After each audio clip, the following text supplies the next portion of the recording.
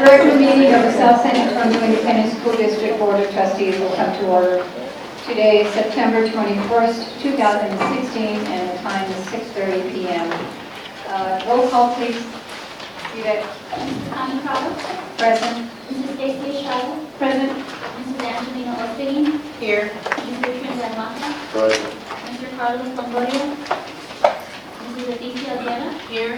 Mrs. Heather Natalie Prager. Present. Thank you. Could we please stand for the Pledge of Allegiance? Ms. Guerra, will you please lead us? I pledge allegiance To the flag of the United States of America and to the republic for which it stands, one nation, under God, indivisible, with liberty and justice for all. Thank you.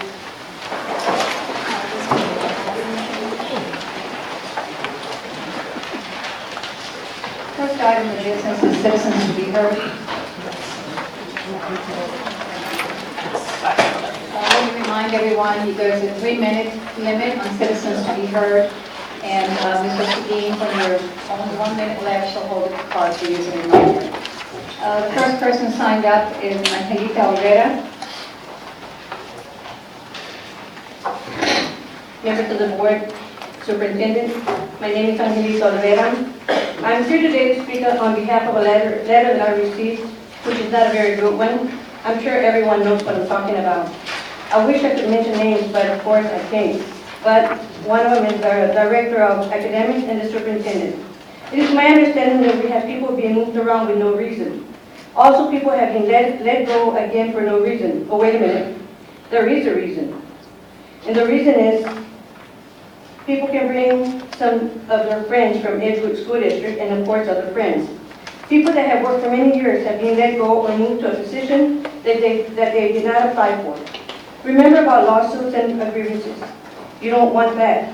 You're demoting employees left and right with no reason. Remember, what goes around comes around. Also, I understand that we have military operation in the district. I can't say the name, of course, you know who I'm talking about. Employees are being verbally, mentally abused and bullied. That is uncalled for. The person that I cannot mention and others need to stop treating the employees like that. They need to treat their employees with respect and dignity. That is bullying. That should not be permitted. Also, the babysitter should be ashamed. She's collecting money that could be used on our students. She knows the things that go wrong that's being done by the superintendent and other persons, but she doesn't say anything. Also, I'm glad there is a certain person that has decided not to run for the school board again. One clown down, one more to go. And that person probably doesn't even live in the district anymore. And she's always interrupting the meeting. And everyone knows who I'm talking about. Those of you that just came into the district, to work here in the district, you do not know what you came into. South San has very dirty politics, so just watch out. Thank you. Thank you, Ms. Olvera. Next person signed up is Mr. Pete Alanis.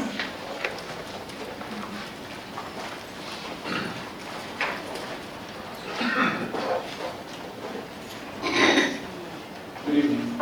Ms. Prado, Dr. Saavedra, and members of the board. Pete Alanis, representing South San Federation of Teachers. On the agenda tonight, you have an item to work on, and it deals with the employee sick leave bank.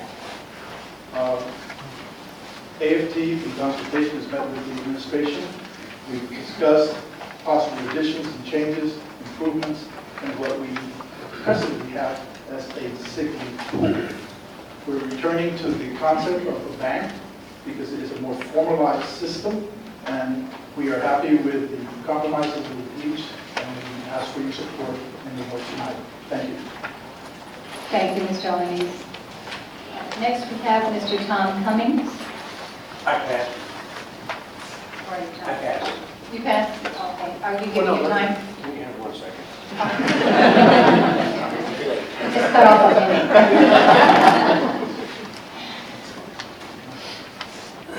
No, I just wanted to add that the Human Resources Director, Ms. Monica Lopez, did a lot of work on that sick leave bank, and AFT is very appreciative of the work that she did. So I want to say thank you wherever she is.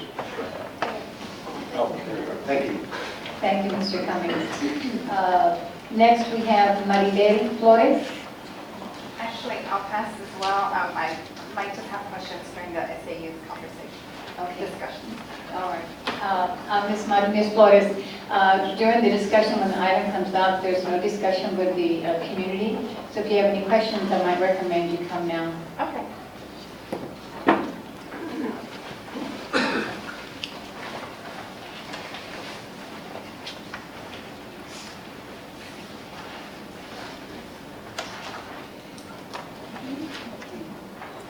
I'm Maribel Flores, and what I wanted to ask was in reference to the discussions about SAU providing the after-school care. I went ahead and I looked up the information on as far as the funding for the after-school challenge, and I do see several schools are able to work. For instance, Southwest, they were funded $40,000. And they have 5 schools. So I just thought maybe another way to maybe address the issue is budgeting. That's it. Thank you, Ms. Flores. Thank you. Okay, that concludes our Citizens to be Heard segment. And next on the agenda is the superintendent's remarks. Dr. Saavedra. Fellow members of the board, I figured I'm going to start with informing the board that this is Yvette's last meeting, board meeting. If she has a smile on her face, that might be the reason. But I personally want to say thank you to Yvette for the hard work that she's done and the contribution she's made to this district. She's been a very loyal employee, highly efficient and very effective. I've had a long career in education, and she's absolutely one of the very best people I've ever worked with. And so I want to wish her and Frank, her husband, and Miguel the very best as they move on to San Diego, California.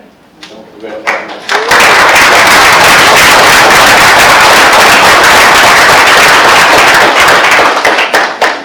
I would also like to introduce Ms. Michelle Martinez. Michelle, would you please stand up, please? Michelle is our new administrative assistant in the superintendent's office that will replace Yvette. Yvette and Michelle will be working together over the next week as they do a transition. Yvette's last day is next Wednesday, the 28th, and the very next day, Michelle's on her own. So we have complete confidence that we've made the right decision in hiring Ms. Martinez. Michelle's actually a graduate of the West Campus. She has lived in this community her whole life, continues to live in this community. So we welcome her. Thank you. I also want to visit with the board, or inform the board, that we recently learned that there are actually 2 charter schools being built in our district. One is just down the road here, right next to Shepherd Middle School. I anticipate they'll be open by next fall. I'm not certain, but I believe that they will. The second school is being built behind Zamora and around Hutchinson, that general area. And it's the idea of charter schools that are building these 2 facilities. We're going to do a report on enrollment in a few minutes, and will be reporting, of course, that our enrollment has declined approximately 200 plus students this year, and we had a similar decline a year or so back. I think this is important information for us, the district, to act and to act now. I firmly believe that families have every right to select what school they want to send their children to. So I don't necessarily have objections to the fact that they have a different choice. But our schools have performed very well the last several years. They continue to do extremely well on the state accountability system. We opened up the early college as well. And frankly, I may be a little biased, but I think, quite frankly, that South San ISD is a better idea than Idea Charter School.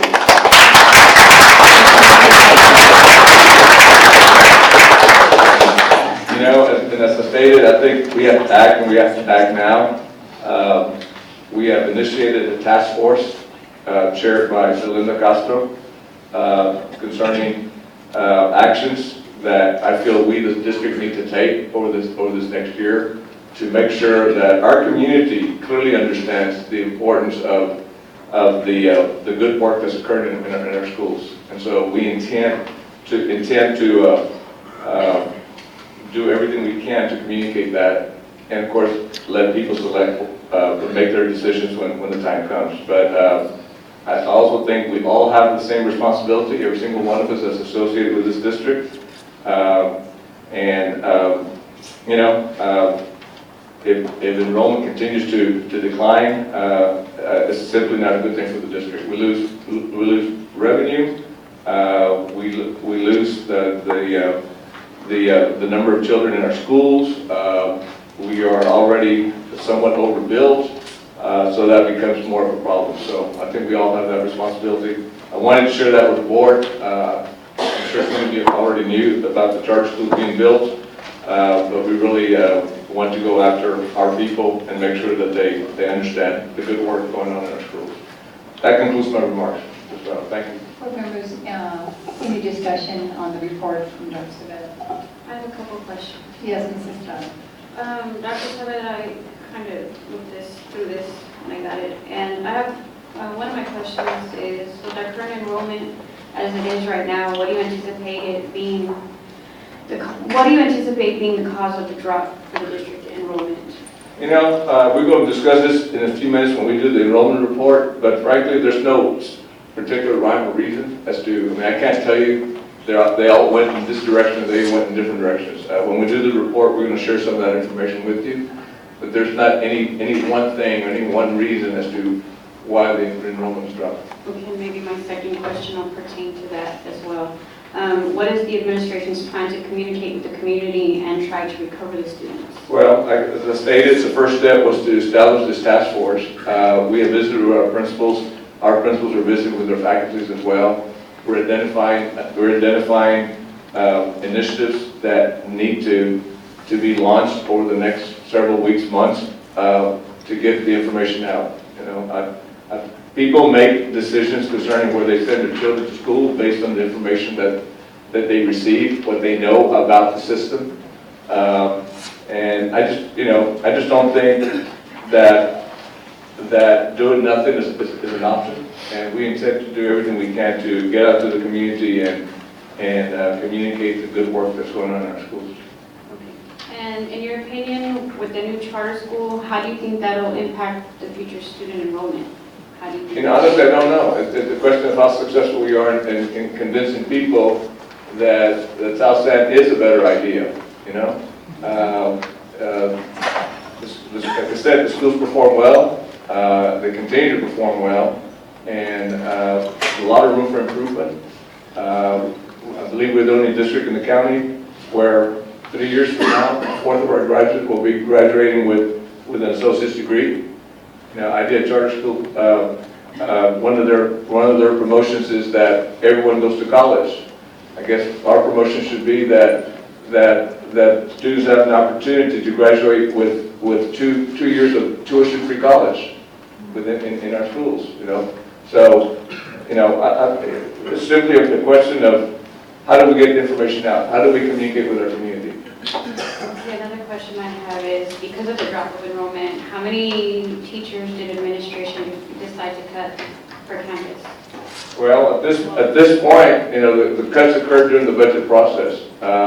Every single teacher and administrator is on a contract at this point, and so most likely there won't be any cuts in reference to people that are already in jobs sitting with contracts during this fiscal year. There may be the reassignment of individuals from one school to another school, but as far as cuts, I don't anticipate any cuts at this point. And my last question for this one is, when do you project to begin the community meetings in regards to the district realignment that we had discussed a couple months ago? I'm sorry, repeat that one again? When do you project to begin the community meetings in regards to the district realignment that we discussed a few months ago? The direction that I remember I received from the board was don't bring it back until after November. But to answer specifically your question, we anticipate that those first community meetings would occur either December or January. And that's all I have on that. Okay. Thank you, Mrs. Miller. Dr. Sabella, I just have one question. Sure. It has to do with the charter schools. I was a little surprised when I saw that property being cleared, and then I found out it was IDEA.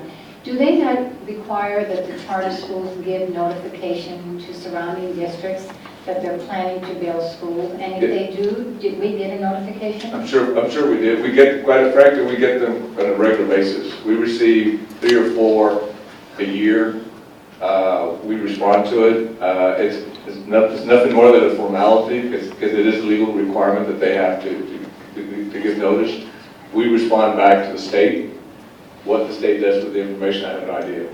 So we get notifications for both of the charter schools that are going up? Again, I can't tell you specifically, Ms. Barrow, that I can recall that I received it specifically with these 2 schools, but we do get these notices from different charters that are built, not only in our district, but within the near vicinity of the district, even if it's in a different school district. And I wanted to say, I thought you just said South San is a better idea. I think that's an excellent logo.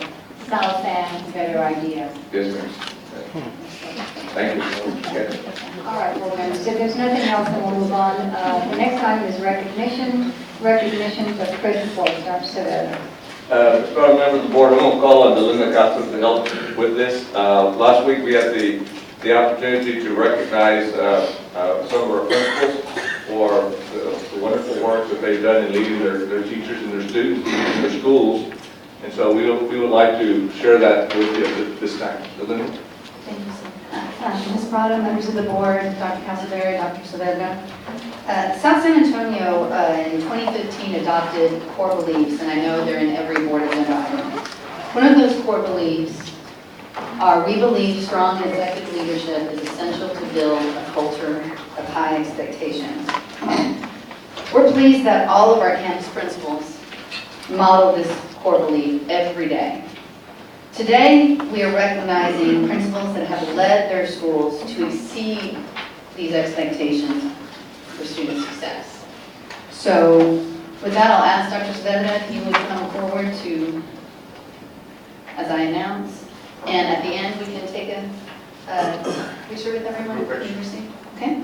So our first award goes to Positive Campus Culture, Five Palms Elementary School.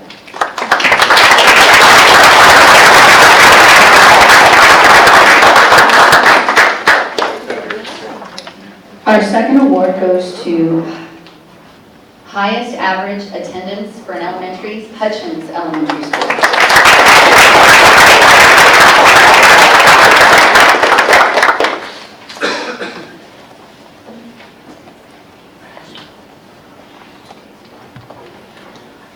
Our next award is Highest Average Attendance for Secondary, Zamora Middle School.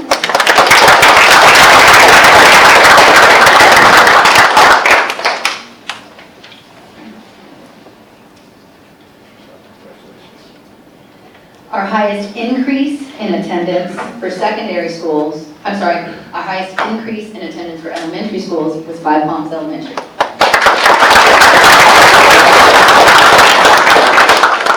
Our highest increase in attendance for secondary schools was Kaizen Middle School.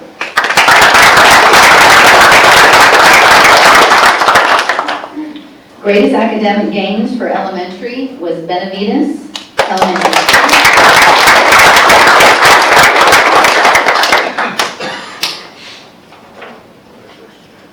Our greatest academic gains for secondary, Dwight Middle School.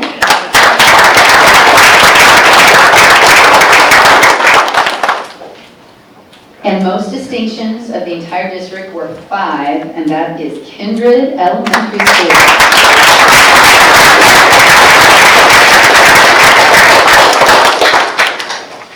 In addition, we also announced our principal, our outstanding new principal of the year and our principal of the year, which happened to be the same person. Outstanding first year principal was Yvonne Hernandez, and principal of the year, Yvonne Hernandez.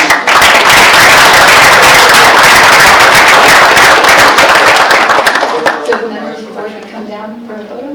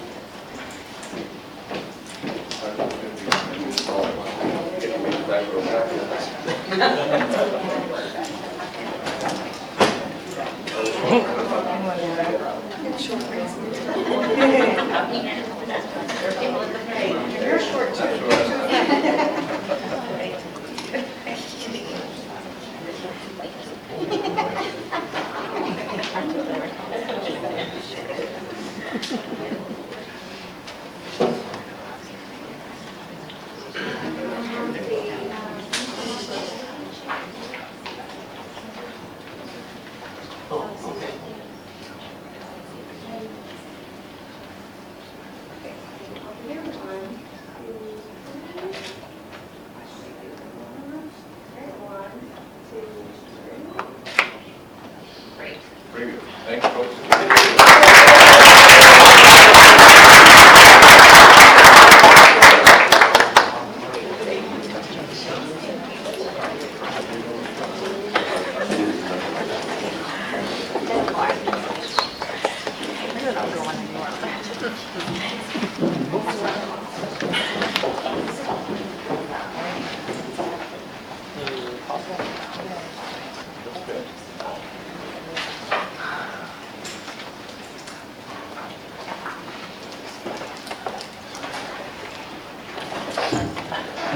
Next item on the agenda are presentation reports.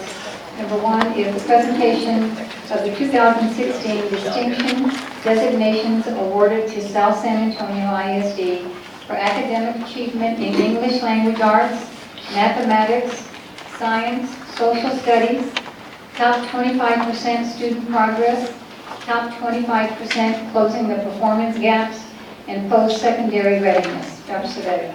Fellow members of the board, I'm going to allow Ms. Costa to do this presentation, this report. As everyone knows, we again have 10 of our campuses, which is 2/3, 67% of our campuses that had at least one distinction. And of course, you mentioned Kindred already having 5 distinctions. So with that, I'm going to turn it over to Delinda and have her present the report. Delinda. Thank you, Dr. Saavedra. Members of the board, as Dr. Saavedra stated, for the second year in a row, all 15 campuses and the district have been rated a MET standard by the Texas Education Agency. And as Dr. Saavedra stated, 10 of the 15 campuses, which would be 67%, for a total of 21 distinctions. What you see are each campus that have earned distinctions. This year, we're very proud of this data. This is how we fare across other districts. And what this is all districts who received 1 or more distinctions. And so those numbers are, that 67 represents 67% of our schools earning distinctions. And I believe at the last board meeting, we discussed how well, South San Antonio ISD does academically, especially considering our percent of economically disadvantaged. And I don't believe, I can't read from back here, I don't believe any of the schools above us are at a 90% economically disadvantaged. Southwest, I believe, is at 81. So we're faring very well, very, very well. And it's something to celebrate. It's something to communicate to our community, to our students, to everybody on how well we are doing. Dr. Saavedra? That concludes the report, Ms. Prado, and we'd be happy to respond to questions board members might have concerning these issues. Board members, are there any questions or comments for Dr. Saavedra and staff on the distinctions? I would like to say something. First, I'd like to congratulate all the principals for not only the distinctions, but the academic, meeting the academic standards 2 years in a row. That is truly an accomplishment, and it takes good leadership and hard work. It's my understanding that you all were also recognized at your principals meeting. Dr. Saavedra had informed me that he did the honors of doing that as well. And also there was a lunch that was given with a nice steak dinner that was catered, I think, from Texas Longhorn or some restaurant, I don't know. I hope you enjoyed that. I thought it was well deserved. But also let us remember that this is a team effort. The accomplishments that were made here tonight are not just done by one person. Unless you can tell me that you're out there and only you are the only one that did that. Let's not forget the teachers, because it's the teachers that are in the classroom that do all the hard work, that have actually worked to strive to get us to where we're at. It's a good leader, but it's also good teachers. And they too deserve to be recognized. And my question to Dr. Saavedra is, what are we planning for our teachers to also recognize their hard work? You know,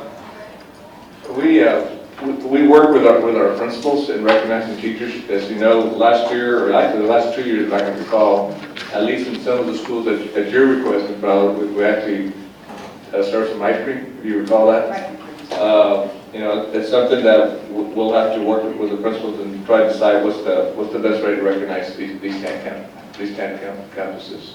I think they deserve recognition as well. I don't think, ice cream was nice last year, but I think in comparison to the steak dinner, I said it'd be better than that. Just for the record, it was a chicken fried steak.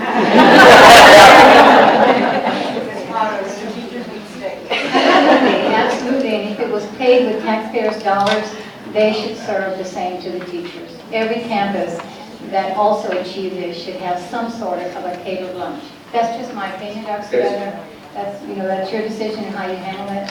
But I think it's a team that got us here. Absolutely. It's not just the principals, and they deserve the same recognition as well. And I'm assuming it was paid out of general fund. It didn't come out of your pocket. Did not come out of my pocket, no. Okay, good. Ms. Connor, with the two schools coming in, I think we need to take this chart and use it, especially the chamber, the down South San. I mean, we're up above Collindale, Alamo Heights, San Antonio. I mean, this is the best tool that we can use. This says it all right here. Sure. This is something that we all need to be very proud of, and we need to use it to our advantage. Okay. Yes, Mrs. Connor. We recognize the principals and the teachers, but let's not forget who gets us those scores, and that's our kids. They work extra hard, they go to tutoring, they come after school, and they're at the forefront of this district. So I think that we need to praise them as well and let them know that, you know, whatever they set their mind to, they can do. And let's not forget our kids. I think I agree with Ms. Matlock. I don't think we do enough. Enough is not being done to publicize our successes to the city of San Antonio. Because even the banners that we have made enough, like for our graduates that were the top 10, why are we putting banners inside the classrooms? Put them out so the public can see them. And we need to showcase what we have and what we do. And this is good information, but everyone here is staff. There is no public here to see our successes. I'm glad we have a new PR person, and I know she's going to do a good job for us, but we need to publicize it more. Ms. Guerrero time and time again has been saying, where are the banners? You know, Med's done it twice. You know, now we have 67%. Gosh, let's put it out there. Sure. And Dr. Saavedra, you mentioned in one of your, I guess I could say, how should I say? you laud that you're communicating with all these officials, with the councilman, or with the state rep, Right. with the senator, this, those are the praises you should be lauding to them about our district. They need to hear that. And then they need to go out and spread it, because what they're saying is nothing but bad. Lujan down South San, Galindo down South San, Saldana down South San. Come on, you know, we're proving ourselves. Let's get that word out there. So I think it needs to be spread out more. It's just not done enough. Okay. Okay. Thank you, Ms. Cuthbert. Thank you. Principals, thank you so much. Okay, the next item on the agenda is presentation of the fifth rating report on South San Independent School District. Josh Savella. Is this the one we're going to relate to the Yes. Okay, Mr. Foster, our FA is not here, so we're going to move on to the next item until he arrives. Okay. The next item is the quarterly investment report as of August 2016. Yes, ma'am, I'm going to call on Jesse Martinez, our executive director for budget and school services.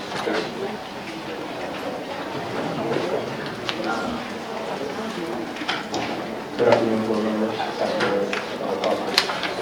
committee. We're presenting, of course, the investment report, and just basically we can have any questions on the investment. I think it's part of your package.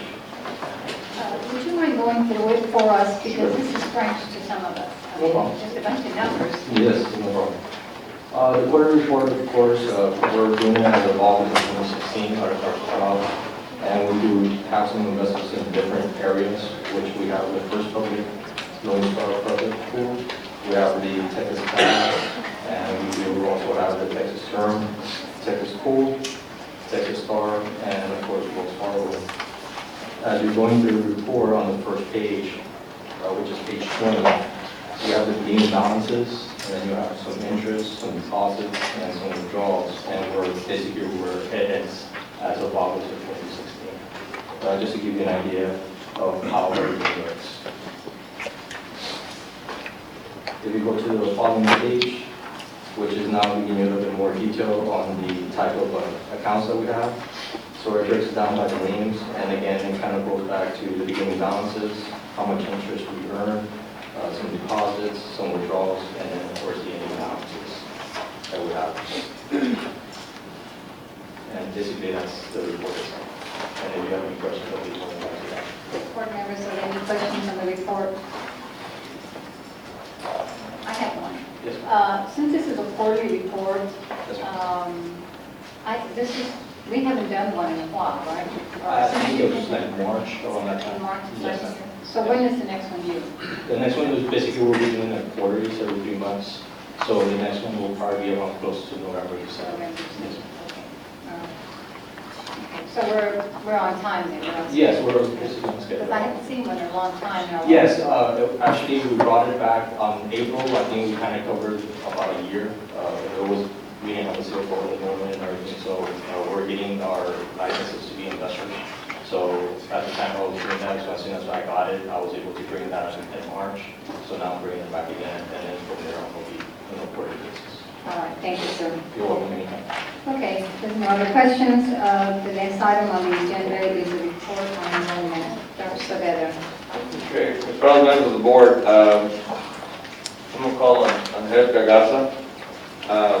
As she comes up here, I'm going to make some remarks and then turn it over to her for some of the details. The slide that's on the screen right now that you also have has been sent to you simply gives you a 4-year history of declining enrollment district-wide, starting with 10,014 students 4 years ago to 9,632 at this point. The next chart by schools, there you go. That one gives you the history, the 4-year history of enrollment, either decline or growth on a per school basis. And it gives you a pretty good idea of how the various schools are doing. For the most part, most elementaries have dropped during that period of time. There is one exception, which would be Benavides. And when the next chart, which would be the next page, the middle schools, some have dropped and others have maintained their enrollment, like Shepherd pretty much has maintained its enrollment for the most part. But the other thing you'll see in this last chart is that the high school has consistently continued to grow. And so we do have some good growth there. The board had asked for specific enrollment information by school. We sent that out to the board. We don't have that up on the screen, but I'm going to ask Angelica if she's got anything else to add to the information we just presented, and then we'll go ahead and talk to questions. Angelica? Thank you. Good evening, everyone. Just like Dr. Saavedra explained, looking at our enrollment for the past 4 years, we've lost about 4% of our students. Okay, and we have also, and we've gone over this in past meetings, different meetings that we've had, and most of you were in attendance. We are steadily declining. That's our pattern. And this year is a very pronounced loss in our elementaries. If you look here, maybe you can help me there. Thank you. Okay, if you look there, we have some great losses at Carrillo. In 4 years, Carrillo has lost about 20% of its enrollment. Price has had a great drop from last year to this year. Overall, their enrollment has dropped about 13% in the 4 years. And we did a sample, just a sample of schools, just to see, because we can see where children go. So what we did is we took the no-shows of our elementaries, meaning the children that ended with us last school year, but did not start with us so far. Maybe they started somewhere else. Maybe the parents haven't enrolled them yet, because that still is happening. What we did is we looked, because we thought, just like your questions earlier, where are they going, what's happening, do we not have children, young families, what's happening? There is no distinct pattern. Our children are going to Stinson ISD, somewhere out, I think, someone said it was in East Texas. Shert, Cibolo, and ISD, Harlandale, Southwest, they're spread out everywhere. We do have a handful that are going to charters. And to answer your question from earlier, we do get those letters. In fact, they funnel through the superintendent to Ms. Castro to me. And sometimes when they tell you they're going to build a charter, they don't tell you the exact address. They use their corporate address. So that's just a little, until we go and find out from workers what they're building, we don't know that that's what they're building. So looking at this trend here at the elementaries, and we've got, it's always sticking out. Madla Elementary is one of our most populated elementary schools, and even that one has dropped about 7% in the 4 years. Okay. And just like Dr. Saavedra said, middle schools are holding about steady. The Dwight-Kazin difference is canceling each other out. Dwight has dropped, but Kazin has increased, and it's at the same place. So our children just kind of staying static, but we are on a steady decline. And then looking at the information that was sent home to you on Friday based on our class sizes, we're very happy to report that in our elementaries, we are fine. There's been internal balancing done by the principals. There aren't any classes that exceed the class size right now. So everyone has done their work. We have moved some teachers around. And I think that Mrs. De Leon will go through that when we do the waiver presentation, that report. So if there are any questions about enrollment. So I guess this is the new sheet. Did you get the one that has yellow highlighted? Highlighted, right. Okay, the yellow highlighted copy, that's as of today.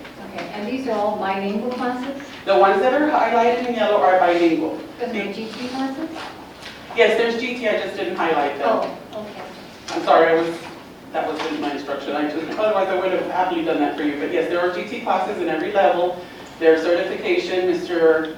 Tejeda has worked hard to get them certified, to get them trained to integrate GT. And I'm very happy to report that through PEAMS, we've had a great growth in our GT students from 2 school years to now. We are identifying them. There is a protocol. There is someone following up on these children to differentiate that instruction as well. So I won't ask questions on this until it comes to Ms. De Leon's presentation, and I'll hold off on that. Mrs. Estrella, you had some questions earlier on the report. Did you want to ask the questions now? Well, she basically answered them, and the same questions as, what are our plans? What are we going to do? My first one was with the current enrollment, what do we anticipate being the cause of the drop? And he answered that. My concern is the charter school. And, you said that you identify the GT classes. I also would like to know that we're taking care of our special ed as well. Because as we all know, our GT and our special ed are the ones that struggled the most. They weren't getting identified, they weren't getting the help they needed, or they weren't getting coached. So I'm hoping that as we're identifying everything here today in enrollment, that we keep an eye on that and that our kids are where they need to be with the help they need. That's it. Any other questions on the presentation? I do have questions, Dr. Savetta. Dr. Savetta, I know we're asking about the decrease, but what do you account for the increase in the enrollment at the high school? One, the facility. I mean, the fact that we have a new facility helps a lot. You know, I really don't know whether the fact that we introduced early college has also brought the young people in. We've not, and honestly, we've not done a survey in reference to, you know, why did you enroll at the school? But I can only speculate. I do think the facility makes a lot of difference. I think that the additional programs such as the early college has also brought young people in. I agree, and that was my thinking as well, and I thought, well, let me confront you, Sure. Dr. Savetta. Is there something else out there that I'm not aware of? The other question I have is, how do you account for the net loss? There's only 65 net loss between the middle school, the level between the middle schools total. Because for the school year 13-14, Dwight had 516, for 16-17 they had 465. So that was a net loss of 51. Kaysen in 13-14 had 571, and 16-17 was 487. So they only had a net loss of 16. And Shepherd had 599, and 16-17, 612. So they lost 13, and then Zamora went from 600 to 557, and for 43. So that's a total, I'm sorry, I correct myself. Kaysen had a plus of 16, and Shepherd had a plus of 13. So the two net losses were 65 between the middle schools, which is, as you said, it's kind of level. It's not that drastic of a loss right now. But when you have a decrease in enrollment, isn't that systemic usually? I mean, it usually goes from the bottom all the way up, from middle school, elementary, middle school, and high school. But in our case, that's not happening. Yeah, that's not necessarily so.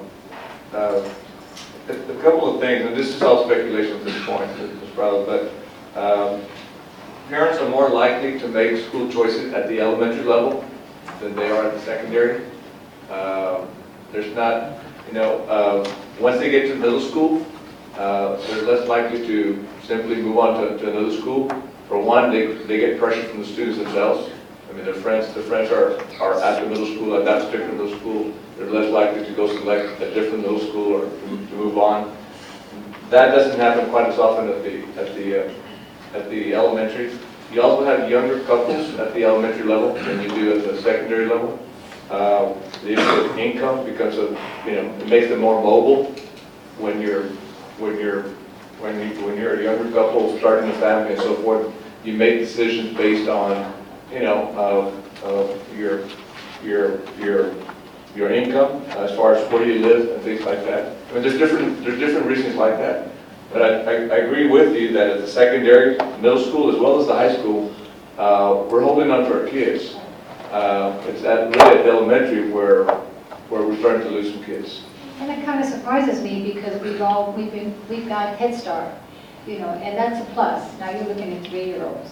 So we should have more children come into our district at the elementary level, and we're not.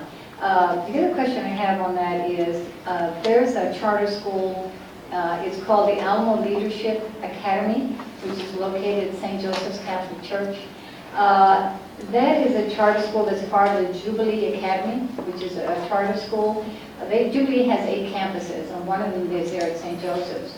But recently, TEA has designated them as an IR campus. So I'm hoping, I mean, it's too bad, but I'm hoping maybe with that designation that those, and it's mostly pre-K, I think they have 35 pre-K at that campus. So I'm hoping that with the designation of the IR, maybe we'll start getting some of those kids back to our district. We did. From the charter school that's located at St. Joseph's Church, they shut down their grade 4 and their grade 5 recently. And they asked their families, if you want to stay with us, you're going to have to take your children to, I believe, the southeast side, of the further corner of San Antonio. So we did get a little influx of 4th and 5th graders in the Dwight Elementary attendance zone Yeah, but they because only of that had like, closing. fourth grade only had 7. Yeah. So very Just small little, but enrollment. you see it as a plus. That's right there, the biggest enrollment was pre-K, and we have a good pre-K program. So I don't understand why they're not coming to our schools, our elementaries for that purpose. We just need to market it more. I don't know what the problem is, but we've got to work on that. The other thing is, are the 2 new charter schools coming up, are those new constructions? Yes, ma'am. They are, because sometimes they'll take a facility and. They're both new construction. They have a beautiful idea campus downtown. I think you've all seen it. It's humongous, and I'm concerned that's what this is going to look like here. I mean, it's going to look like a high school. They cleared us so much land there, and we're just going to really have to do better to market our district to get those kids here. And the other thing I guess I have is, what can we do to offer them, you know, at Jubilee to come, you know, to our pre-K and our Head Start, you know. I commend the staff because Head Start, Ms. Martinez worked really hard. I mean, they actually went door to door. They did door hangers on parents' doors. They went on knock. They went to businesses. They did everything. So for the Head Start program, I commend them for doing that. Maybe that's something our elementary teachers need to do. Go knock on your doors and find out why they're not in school. So, but I think other than that, you know, we've got issues. We can deal with them. And enrollment fluctuates. Maybe this year price is down and Carrillo's down. Next year it could be different. You may have Benavides enrollment down. You may have Model down. So every year is a different campus. It's not always the same campus. So I hope for better things to come. But this is very important information for us to have, and I appreciate the presentation. Thank you. Thank you. Thank you, sir. Okay. Next item, board members, we have consent items 1 through 14. Are there any items under consent that need to be pulled for questions?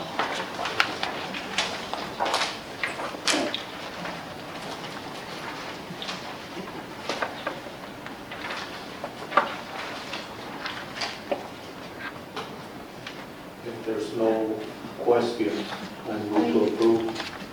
I have a question on number 11. Number 11, Mrs. Estrada, any other questions, board members, on any other items?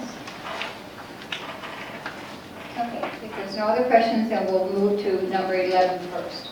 And that is approve the purchase of 30 Chromebooks and a charging cart for the Exploring Careers course at each middle school to support and facilitate student learning and inquiry at the secondary level to enhance digital and technological skills in middle school exploring career courses. Dr. Saavedra. Could I have a question? Yeah. We had actually spoke of this before, and I had asked a question as to how many we had out there or where we were using them. And it was stated at the secondary level. And this is actually 120 of them, am I correct? 30? It's 4 different sets, 120 between the 4 middle schools, that's correct. Okay. And can you tell me how many we have now? I mean, at each middle school, how many computers? Yes, because the last time we talked, they said that they were set with the Chromebooks, and now we're asking for 120. Yeah, Ms. Gardner, Dr. Gardner will provide you that information. Each middle school has Chromebook carts in all of their science classrooms and all of their social studies classrooms, so anywhere from 4, 3 to the departments, so all 3 grade levels. These carts are specific just for the Exploring Careers class. Okay, and my other question is, we went and did the iPads, and we got those to the high school, and then I got a phone call that we're charging a $25 fee for maintenance. I can't remember, service fee. Are we also charging a service fee for these Chromebooks? No, the Chromebooks are assigned to the teachers. They each have a cart, so the Chromebooks do not leave the classroom. Okay, so the difference is because they leave the classroom, we're charging them, as opposed to them staying in school? Yes, ma'am. Okay, that's it. That's all I'd like to know about that. Thank you. Ms. Ostigui. In addition to these Chromebooks, how is the internet service, or will the students be able to log in and utilize it? what we've seen in the classrooms, that there's been no problems as far as infrastructure outside of the normal, when we have internet issues here and there, but not any more than an average day. So they've been using them in their science classrooms for the warm-ups, the labs, and research. Because last year there was a lot of issues, but the internet was really bad. I can't speak too much on the technology infrastructure, but I do know that they put a great bit of support with the access networks and everything in the classrooms and on the campuses to assist with that prior to bringing in more technology. Dr. Valletta, could we hear from our technology director on what's the status on the infrastructure and if all the campuses are already in sync, so everything's working? Sure. Scott?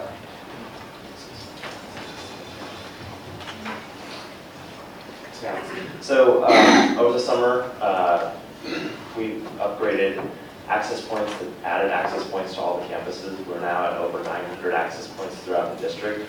So we should have pretty solid wall-to-wall coverage for Wi-Fi access. We are also in the process of upgrading the bandwidth from 500 megabytes to gigabit. So we're doubling our internet speed as well. Are we up to date on our security as far as securing access to inappropriate sites? Is that in place? Yes, ma'am. We're actually in the process right now, this week, of switching over to a new filter. That filter is going to give us a little bit more control over what we can see as far as, on our side of things, what we can see and what we can filter out for students and what we can allow for students. Mrs. Serrano? So are we still having the same issues as we did last year as to where the teachers couldn't get on the internet?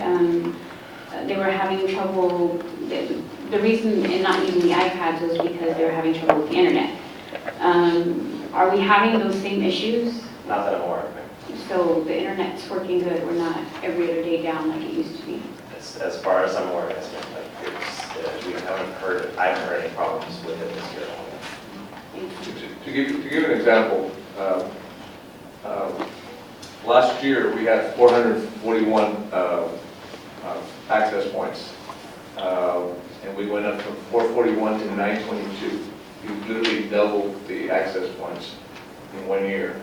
So definitely service will be better now than it was a year ago.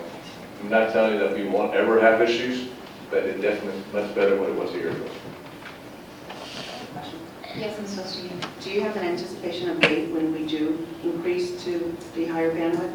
The contract for that is already a done deal. I'm meeting with AT&T next week to find out what our process is to actually get it in place. We have to cancel our existing circuit and upgrade to the new circuit.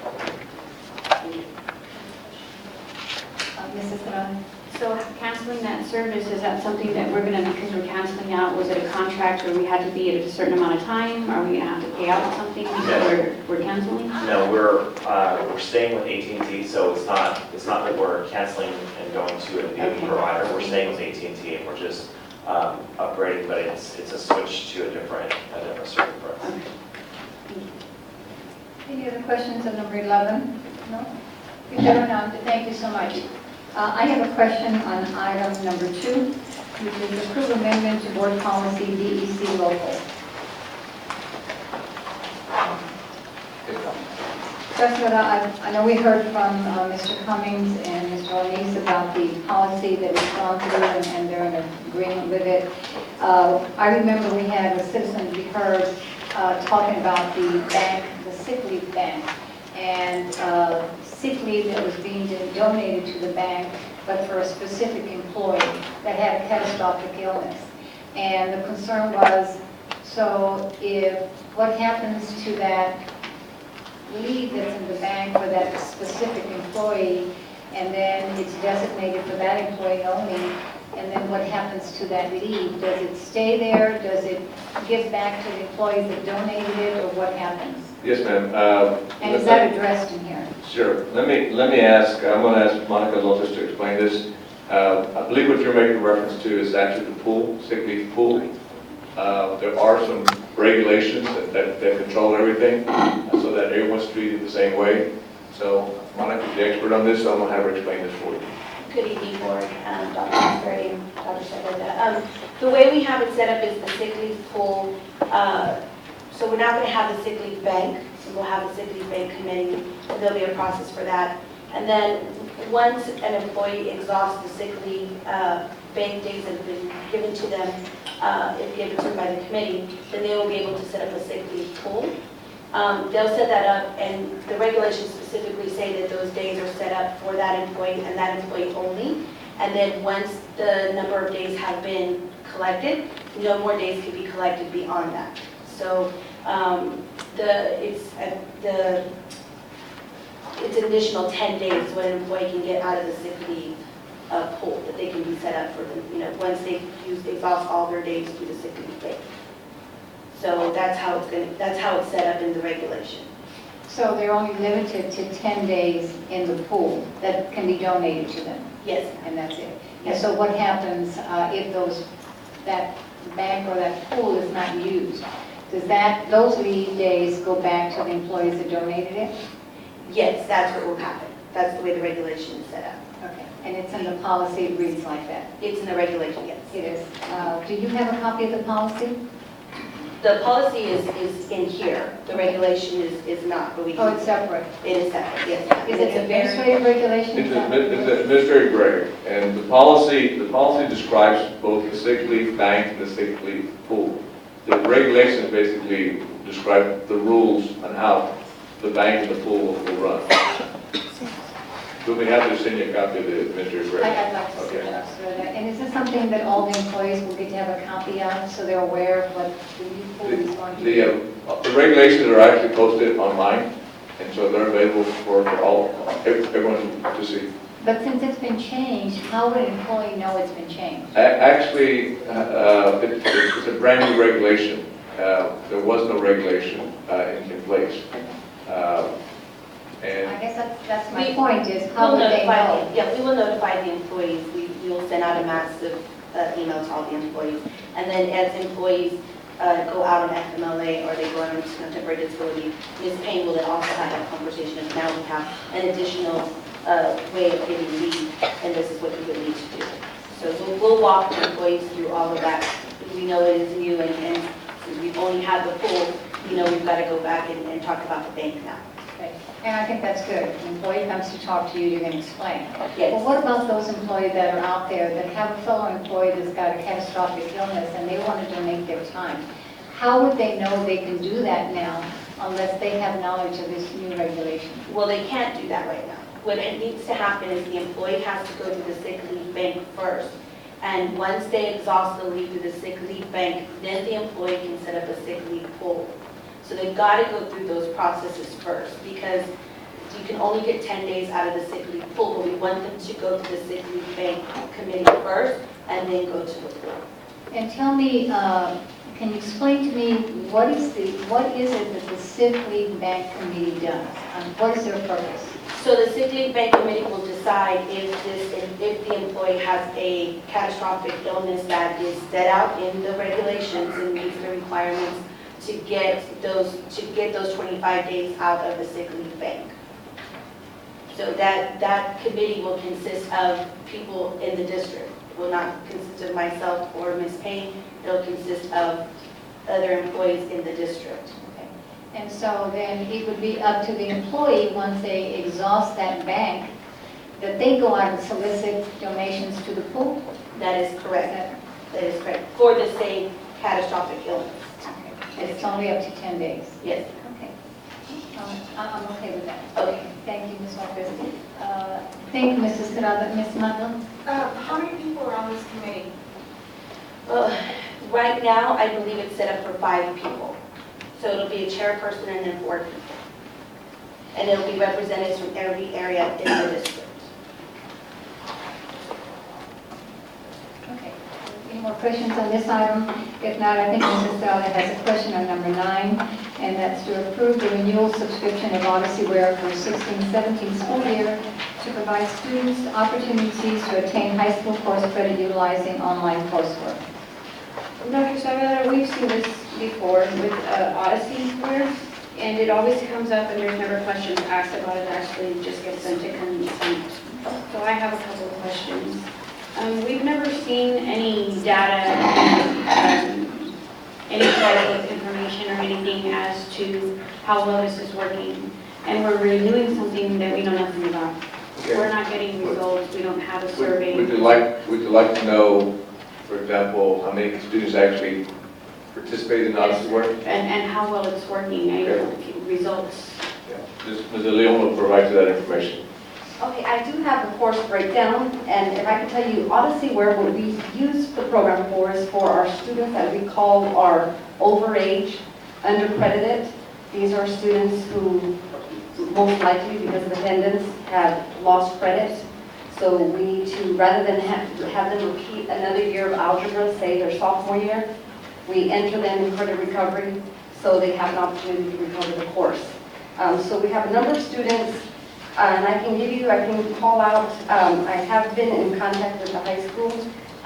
Even this summer, I mean, again, the whole intent behind OdysseyWare is to catch our students up and put them back on the path for graduation. I will say that even as early as this past summer, we had a student complete her final credit on OdysseyWare, and she was part of our summer graduation. So we use it during the school year, after school, and we also use it at summer school. OdysseyWare can be used to retrieve credits, and it can also be used to tutor for our end of course exams. So those students who need to take the 5 EOC tests to graduate, this is another tool to enroll them in to get the additional tutorial support. Also, it does have, it has numerous elective courses, even that helps them recover CTE courses as well. So with regard to, I can just call some of the courses out, but we had a total of, even with Algebra 1, we had 3 credits attained there. That was the first semester of last year. Second semester we had 14 students, and I can give you a copy of this report. We had 14 students recover their Algebra 1 credit. And again, those are critical courses. Algebra 2 also, one semester, fall, we had 6 students retrieve. Let me reiterate, it's actually 8. Semester 1, Algebra 2, semester 2, we had 8 students recover that semester credit. On the first semester, it was what? On the first semester, Algebra 2 was 8, and it was also 8 for Algebra 2. And it can likely be the same student, and would have recovered both. Also, I can tell you, biology, we had 2 full credits. Business, computer information systems, we had 2 students. So again, even those elective courses are able to be recovered. Chemistry, we had a full credit, and just recently, this past spring, that was recovered full credit. I can go down the line. Well, I don't know if we can cut it short so you don't have to continue going, but what is the success rate? Are these kids that are using this, are they succeeding? Because you just stated that the 2 for the first semester, basically you had to turn around and do it again the second semester. Right. So what it is likely they had to make up both semesters. So they lost 0.5 credits, so you needed to enroll them in. Some students are enrolled with just having to need the second course.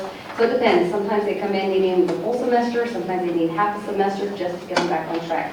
But on the average, I would say we have 70 licenses with approximately 300 of our students who utilize this program. And we use it at the high school as well as alternative. So it's only at secondary level. Right, so it's about 300 people that we have enrolled. So those 70 licenses, you can use them concurrently, multiple periods, so you can have multiple students have access to it. As long as 70 are using them at one time. I just have one question. Is it something that can be used by students maybe that have dropped out and want to come back? That's exactly the intent, yes ma'am. These are students who are potentially on the verge of dropping out, or once they come back to us, we put them in perhaps 2 periods. We have some students doing 2 periods of credit recovery to get them back on track. Yes ma'am.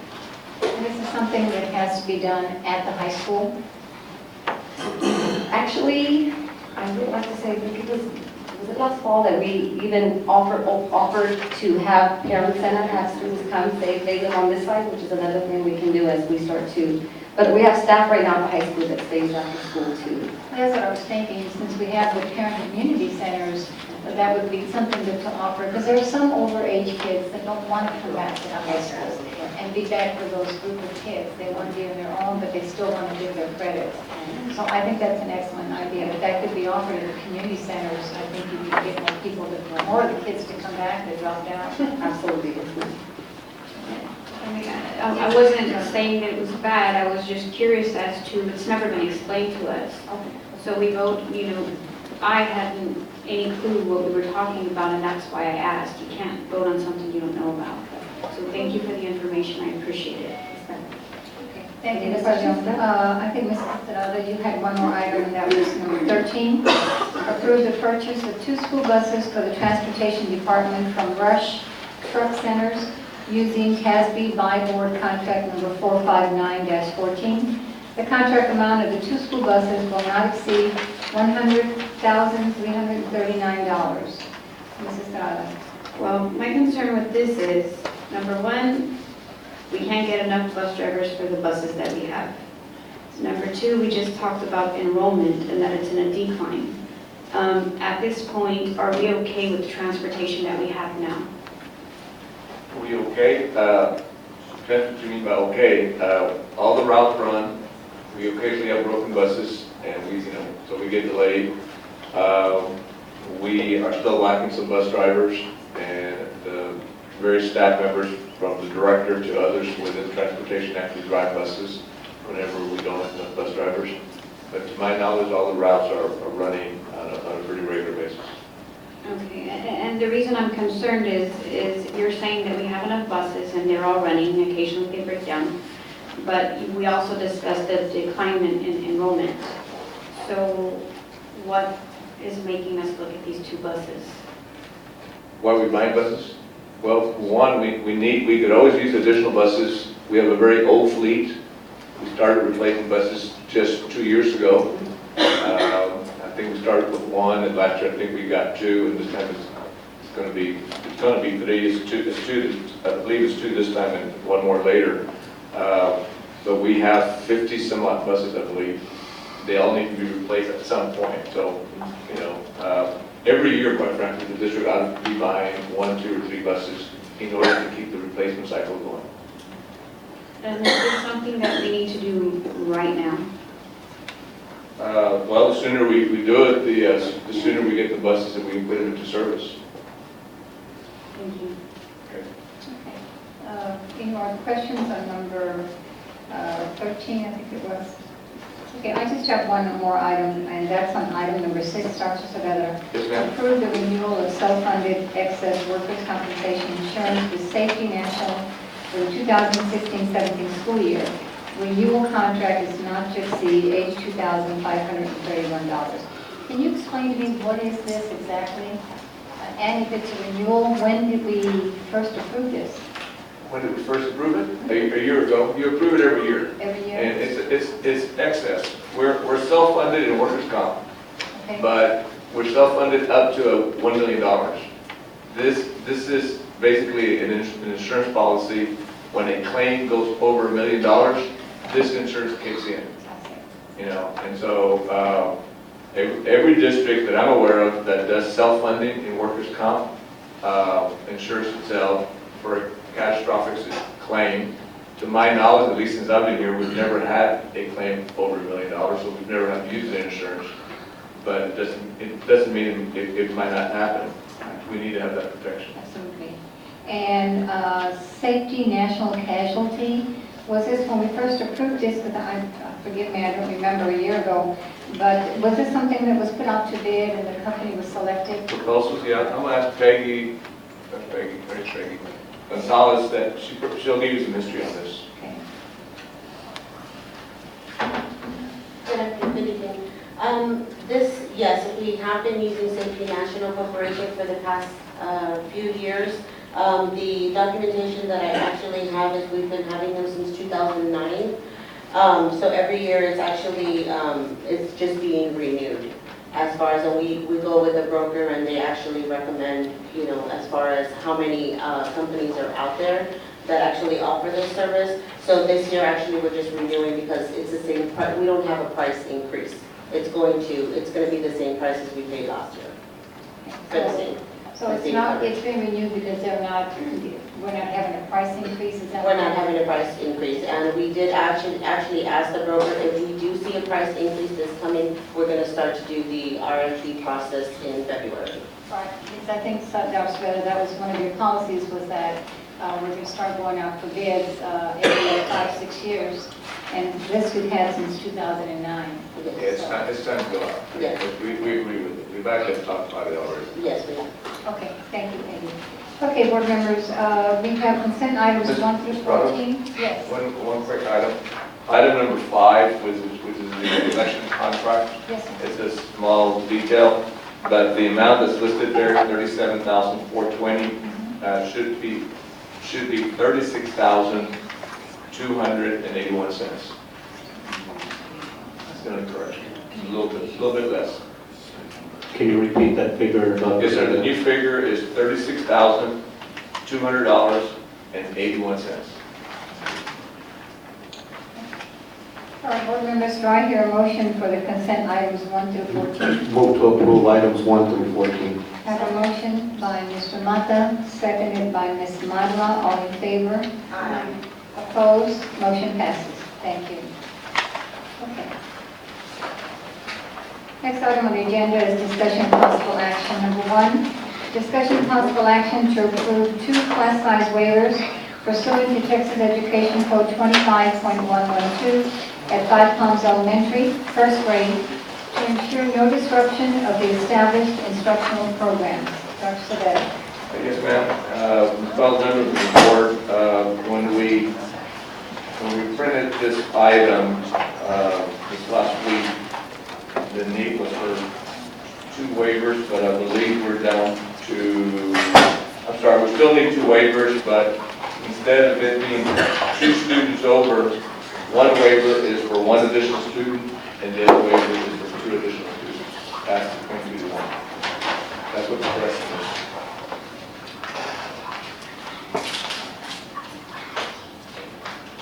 is. Is it the same campus, Dr. Savetta? Yes, ma'am, same campus. Yes, ma'am. It's the same waivers, that there was a change in, somebody checked out, so instead of being 2 over, it's only 1 over. Okay, so 1 class is 23. And 1 class would be 23, and the other will be 24. 24. Well, that's what it has here. So it's 23. So we have 1 class over 1 and 1 class over 2. Okay. Board members, are there any questions for Dr. Savetta on this item? Move to approve as presented. I have questions. I need you to get a second and then discussion. There's a motion by Mr. Mata. Do I hear a second? Second. Second by Ms. Madla. We have discussion now. Yes, Ms. Ostigui. That's it. Without the waiver, the alternate option would be to create a first and second grade split. Can you explain that? Yes, ma'am. In order to comply with the 22 to 1 requirement, if the waiver is not approved, the probability is that we would split a class between first grade and second grade. Basically, we would ask a teacher in a smaller class to teach both first graders and second graders. We don't think that's the best instructional setting for students, so we feel that the waiver with 1 more child, or in the case of the second one, with 2 more children in the class, is a better instructional setting for these kids than trying to split the class between 2 grades. Anybody else have questions? I do. Dr. Savetta, let me just refresh my memory, and I think, please, if I'm wrong, tell me. I think a few weeks ago when we adopted the budget, the board had mentioned or said that we did not want any waivers. That was the request of the board. Yes, ma'am. In fact, at that time, the board approved 5 unassigned CTUs, classroom teacher units. I believe it's a total of 12 at this point. 12, okay. Yes. So my question then, and the CTUs actually was specific, was to be used for kinder through 4th grade. Yes, ma'am. Correct. So recalling that, do we still have those CTUs available? The answer is yes. Okay, and so since we're experiencing a decrease in enrollment at the elementary level, and you still have those 12 CTUs in the budget, is there a reason why you're not using the CTUs? So Yes, that ma'am. we can balance this out? Because if you're down to 23 to 24 now, you're looking at 47 students in the first grade. So if you add another CTU, then that will give each classroom at least 15 students, and that would pretty much be comparable to what you have in some of the other grade levels. And therefore, you don't have to have that waiver for 24 or 23. So adding one more teacher to this grade would give you an average class size of 16 students, basically, Okay. among the 4 teachers. Actually, 2 of them will have 16, 2 would have 15. Which I don't think the teachers would object at all. No, ma'am, I know that. Actually, every teacher would love to have only 15 Absolutely, children in their absolutely. class. And based on But- on the data that you've given us, it looks like that's pretty much, you're looking at third grade 16, 17, second grade 11, 17. So that's pretty But- much what we're running now. All of these small classes come at a price. Absolutely. And adding the additional teacher, as being suggested, would cost about $65,000. One thing that I think we need to be concerned about as a district is the drop in enrollment of 200 plus students also means that there could be approximately $1 million to $1.4 million less revenue coming in. At some point, we need to make up some of this money. Even though it's stated the board has budgeted for additional teachers, I just don't think it's fiscally responsible at this point to actually spend the money in order to reduce these class sizes by 1 student in one and 2 students in the other. And so primarily it's an issue of, do we spend the money because it's there, or how else do we try to manage the budget and make up the lost revenue that's going to be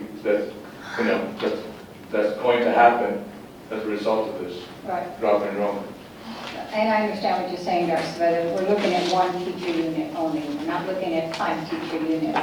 I think to leave it at 23 and 24, and this, I'm just expressing my opinion. I don't know how the other board feels about it, but that was the intent of the board when we approved the budget and we allocated that money so that we would not have waivers this coming year when we get our first report.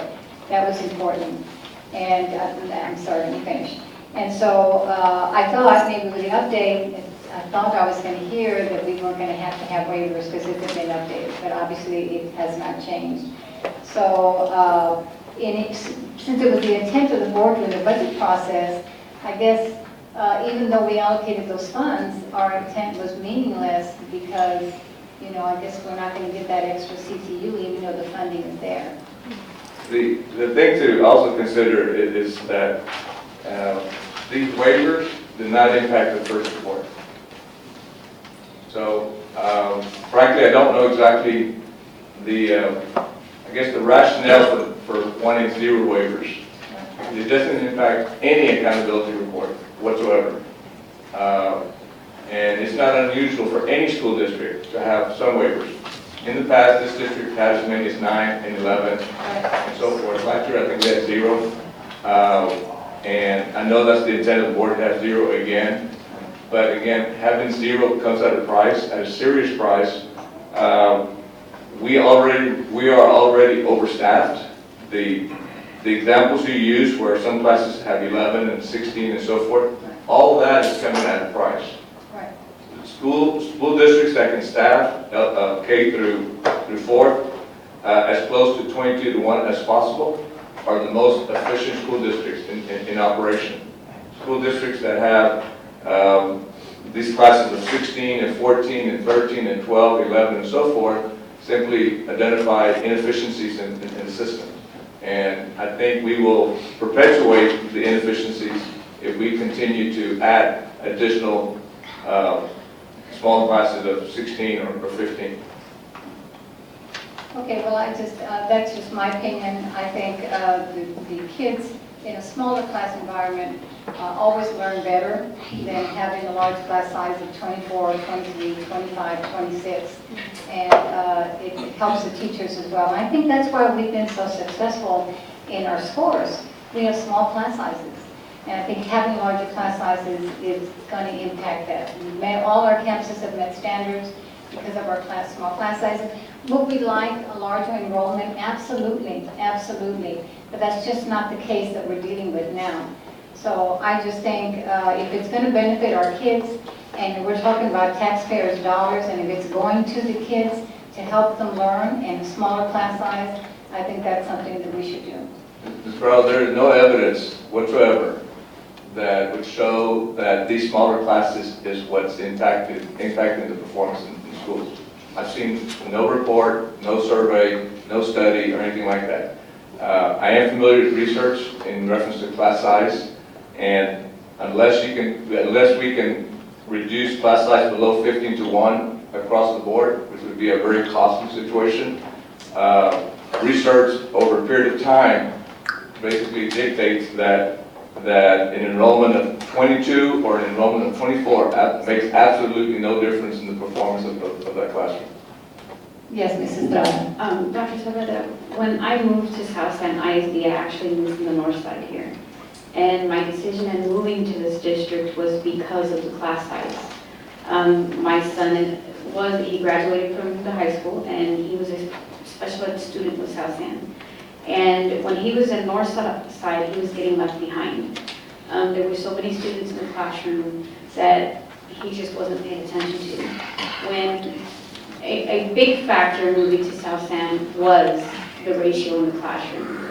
My son flourished here. They had more one-on-one time for him. They were able to sit if he didn't get it. And to say that there's no studies, my kid's a product of South San. He's now in Palo Alto College, straight A's, because of that small class size. And those teachers worked really hard with him. So to say that there's no difference, there's a major difference, because I came from Northside, and he had straight F's when he came from there. And when he came here, the class was smaller, and he did amazing. So there is a difference, especially when you have students like my son. Yes. So, Dr. Soda, you had said that there was 23 and 24 and one dropped off, okay? So then, if we decide to have another classroom and more students drop because of our dropping enrollment, so then we just have extra classroom with less and less Classes students? continue to decline in enrollment. I mean, basically, if we add another teacher to that grade level at that school, 2 teachers will have 15 students each, the other 2 will have 16. If the enrollment in that grade level at that school continues to decline, then they'll have fewer than 15, could come down to 14, 12. I have no idea what it's going to come down to. But we also know, again, with history, that enrollment usually peaks in October. We're getting close to that date. And this is everywhere, this is not just South San, and then it starts to slow decline down. So if we have classes of 15 today, I can tell you by the spring those classes will most likely, many of them will have 11, 12 students in there.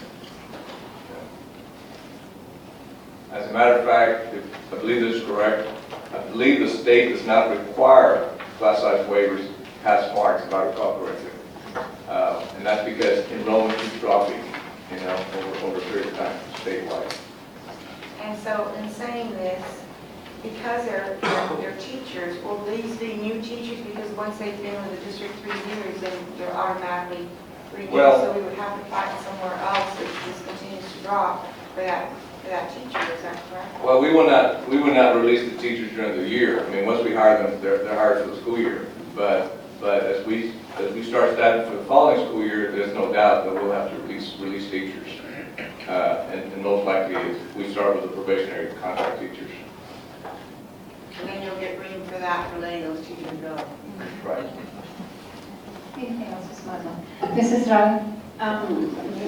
I'm sorry, Mr. Mata and Mrs. Rada. I think that we should agree with the superintendent's waivers. It's 3 students.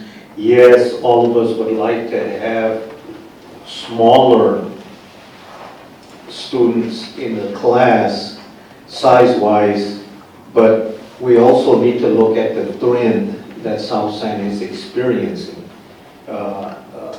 We might wind up having smaller classes by May, or maybe even earlier than that. So the recommendation of the superintendent, I think it should be taken. And we're talking about only 2 waivers, one for 2 and the other one for, I think, 1. Okay. Yeah. Okay, Mrs. Estrada? I just like to put out there, we keep saying that we're going to decline and that we're going to decline and that we're going to decline, and when you put it out there, that's basically the mentality of everybody, is that we're going to decline. We just finished making the statement that South San is the idea. So I am going to put it out there that we're not going to decline, but instead we're going to gain. Because I believe in our teachers, I believe in our administrators, our principals, and I think that we're going to do amazing. So I don't want to keep saying that we're going to decline, because I believe in our district. Anybody else? Okay. There's a motion by Mr. Mata, seconded by Ms. Mata. I'd like to make a substitute motion. I make a substitute motion that we deny the waivers and that the superintendent utilize the appropriated CTUs that were appropriated in the budget process to hire the 1 extra teacher for 5 Palms, it was 1st grade. That would be an amendment. Okay, then I make the amendment. I have an amendment on the floor. Do I hear a second? I second. Seconded by Ms. Osteguin. At this time, we're going to vote on the substitute, or I'm sorry, the amendment. The amendment at this time. Roll call, please, Yvette. Mrs. Prado? Yes. Mrs. Estrada? Yes. Mrs. Osteguin? Yes. Mr. Mata? We need to listen to the superintendent's recommendations. I vote no. Mrs. Guerra? Yes. Mrs. Mandel Prater? No. Did Mrs. Estrada vote? Yes. Okay, motion passes. No. Thank you. The amendment passes. I'm sorry. Now we have to vote on the amendment. On the, So you need to, that's now the main motion. You need to vote on whether to grant the waiver request or not. You simply, when you approve the amendment, you've substituted your amendment for the So we're main motion. voting on the main motion then? We're now voting for the main motion, which is the amendment. Okay, what we're voting on now is the main motion, which is the motion by Mr. Mata and Ms. Osler. No, it would be for purposes of clarity, the amended motion is now to deny the waiver request by the superintendent. Absolutely. Okay, are we clear on that? Is to deny the waiver request. So do I hear, I guess roll call now, we're voting on the main motion. And that's to deny the waivers. Yvette, please. Mrs. Prado? Yes. Mrs. Estrada? Yes. Mrs. Osteguin? Yes. Mr. Mata? Again, listen to your superintendent, board members. No. Mrs. Guerra? Yes. Mrs. Mandel Prater? No. Thank you. Motion passes. The waivers are denied. Mrs. Prado, Yes. in accordance with the Texas Education Code, Section 39.1111, the board is directed to approve the recommendation of the superintendent and approve the waivers. Okay, so that is come to us as a directive? Yes. Okay, that's fine. And for the record, let it be noted that the board did approve. Just to be clear, you are directing the board to disobey state law. I am directing the board to accept the recommendation of the superintendent. Let me explain the rationale. The state law says that the superintendent cannot adopt a waiver. The waiver request to the Texas Education Agency must be approved by the Board of Trustees. It has not been. Without that approval of the Board of Trustees, you are in effect ordering this district to disobey the provisions of state law. No, I'm directing the board to approve the waiver request. And that's what I understand section 39.111 allows me to do, direct the board regarding any action except those four exclusions. How has the board action, if I may ask you, in refusing the waiver request violated a provision of state law? I'm sorry? The powers I'm just trying to clarify for the record, the powers of you as conservator, as set forth by the Commissioner of Education on February 5th of 2016, direct you to ensure that the provisions of state law are followed by the board. To be sure, the discretion to grant or deny a waiver is expressly given to the Board of Trustees. The power, that includes of necessity the power to approve or the power to deny the waiver request. How has the board, in denying the superintendent's request for a waiver, violated its responsibilities under state law or under the procedures set forth expressly by the Texas Administrative Code, which require incidentally the approval of the Board of Trustees to submit a waiver request, been violated by their action? The board is directed, according to section 39.111, to take action as specified by the conservator. That's the portion of state law that we're talking about. You have not answered my request, my question. My question is, how has the Board of Trustees of this district violated their obligations under state law with respect to their action in denying the waiver request? What is it about their action that violates the state law? I'm not saying that they have violated state law. You're admitting that they have discretion to grant or deny the waiver request. I'm saying that I have the authority to direct the board to take an action in any area except that 4 areas that are excluded, and approving a waiver request would fit as one of those actions. And the basis for your direction is what? The basis for my direction is my opinion about an appropriate action for the board. In other words, because you say so. If you want to put it that way, I think that's what it amounts to. I'm here because of I'm here to exercise my judgment in the role of conservator, and that's what I'm doing. Can we move on?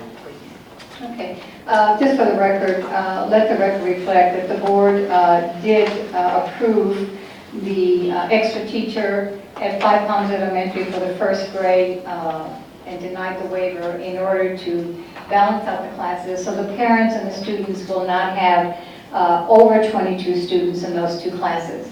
And at the direction of the conservator, we are denied our vote. Okay, thank you. That was already in the record. Okay, next item on the agenda is discussion and possible action to approve the memorandum of understanding between South San Antonio ISD and SAU to implement and develop a successful after-school youth development and educational program for the 2016-17 school year. Dr. Saavedra. Mr. President, before we move on, could I ask for a point of clarification on the waiver issue? If the board has received a directive from the conservator to approve the waivers, the 2 waivers, would it not require a vote by the board? In my opinion, no. Okay. In my opinion, the board has not approved the action. They will follow the conservative. It's my recommendation that they follow the conservative's direction, but the conservator cannot tell them out of that. Can't do it. Yes, but I would like to make a motion, if that's the case. You have the right to make them. You have a right to make them. Mr. Mata, I think we're now on number 2, which is the SAU. Yes, but Dr. Saavedra went back to 1. Well, Dr. Saavedra, clarification. Yes, clarification, and then But we've legal. already acted on the first Legal one. said that we could take a vote. Council, So that's what I'm saying.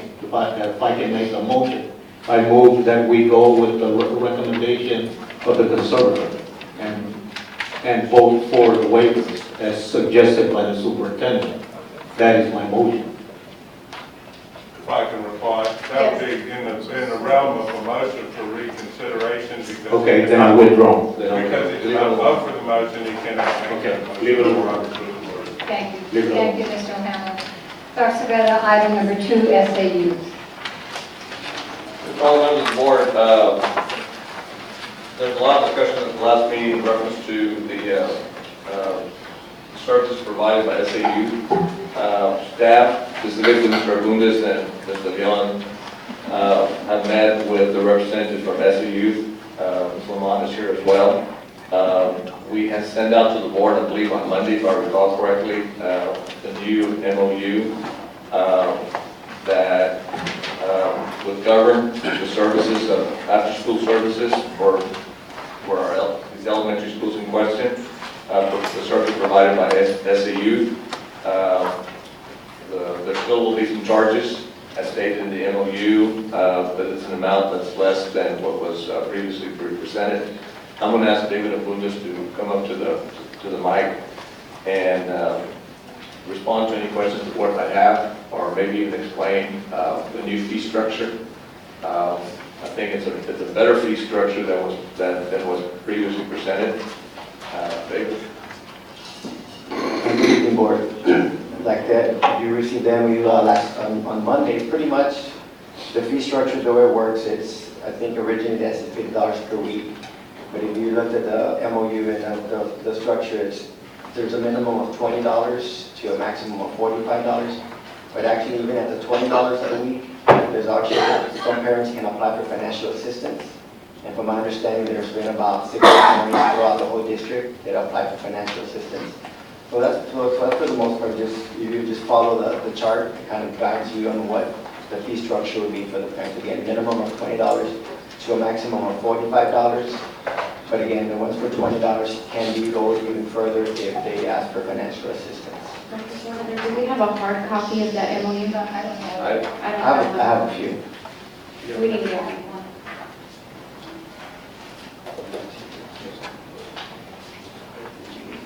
So, good evening.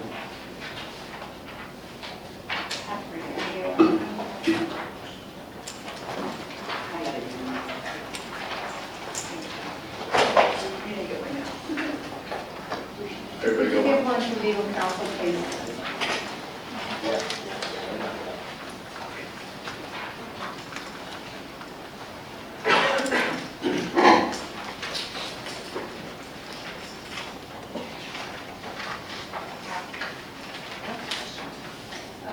Yes, Ms. O'Steven. I think Dr. Saavedra, you reported to me that enrollment was 120. Has it increased? Whatever the numbers were that we sent out, I don't recall what the numbers were. Actually, I think we reported 600 and something participants and about 150 or so that have actually paid some amount. Yeah, I want to know those who have paid. Has that number increased? Ms. Lamont?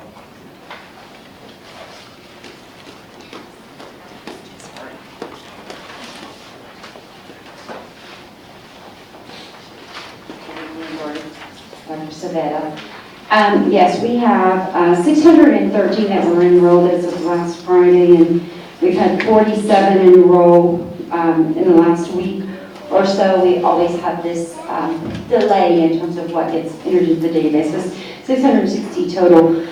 Of that, there are 235 that have paid the enrollment fee so far. That's all I wanted to know.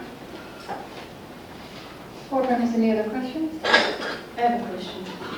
Oh, Ms. Estrada, Mr. Mata raised his hand. Mr. Mata.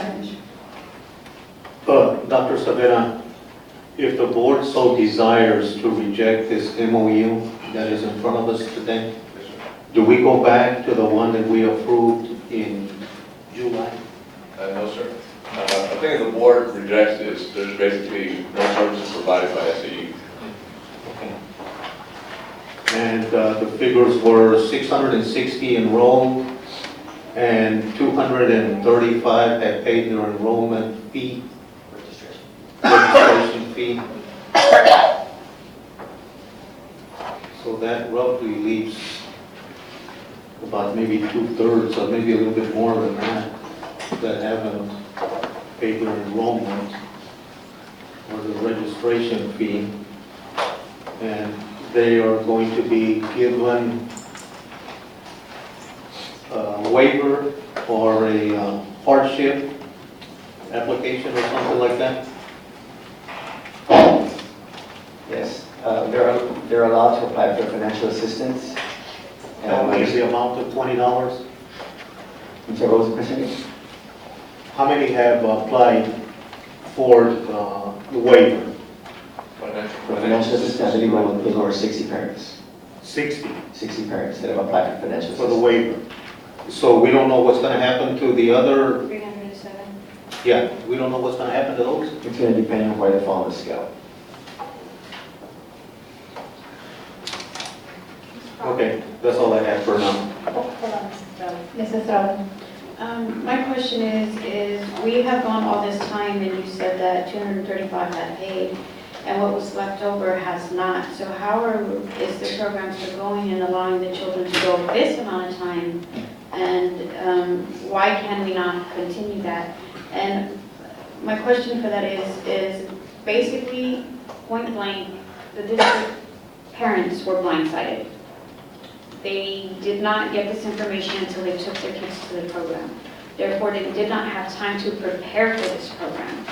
And in the last meeting, we gave several questions, we asked several questions, and we referred to this director. And, you know, apparently this director was not doing their job because nobody knew.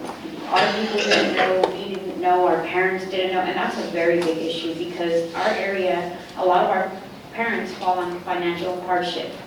And so to come in here, you know, when they're already in the program and tell them what you're gonna have to pay, they're not ready for that. You know, had it been last year so that they were prepared, that's a different story, but they're not prepared. And then, you know, I also have the issue with the building itself. And if your staff's not communicating with you and they're not communicating to the district and they're not communicating to our parents because they're telling you one thing and we're hearing another, I just have a big concern, a very, very big concern. And I'd like to know how the rest of our 370 students are going to manage. And are they going to be able to apply all 307 if they can't do this amount in money?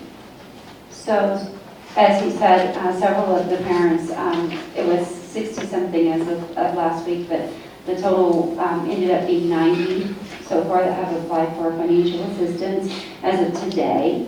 And so in the documentation that they will receive if it gets approved, they have not seen this yet.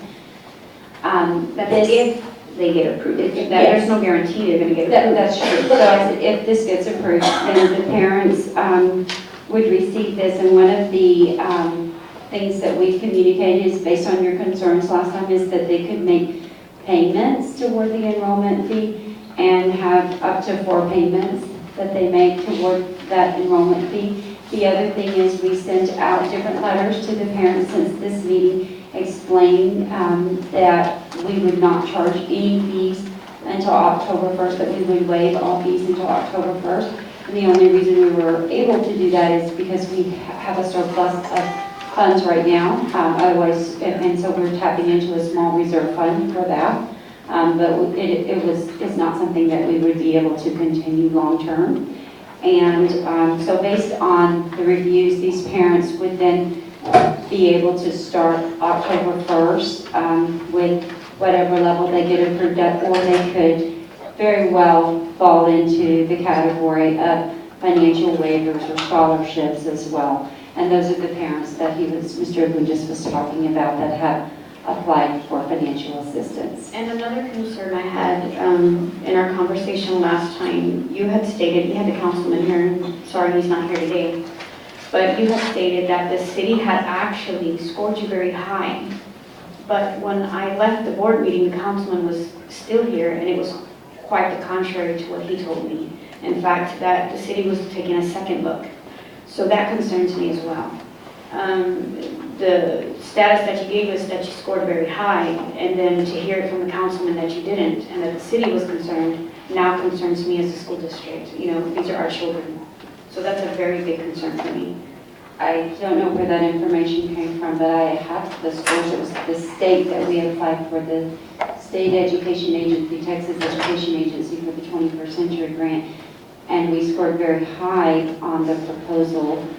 We also just got rated by TEA, and I sent a copy of the rating to Mr. Abundis as well as the superintendent, where they rated our program exceeding excellence standards by the Texas Education Agency for 21st Century Programs. And I shared a copy of that document with the district that came directly from the state. And I'm just making reference to the reference that you gave when the councilman was here, and he basically contradicted what you had said.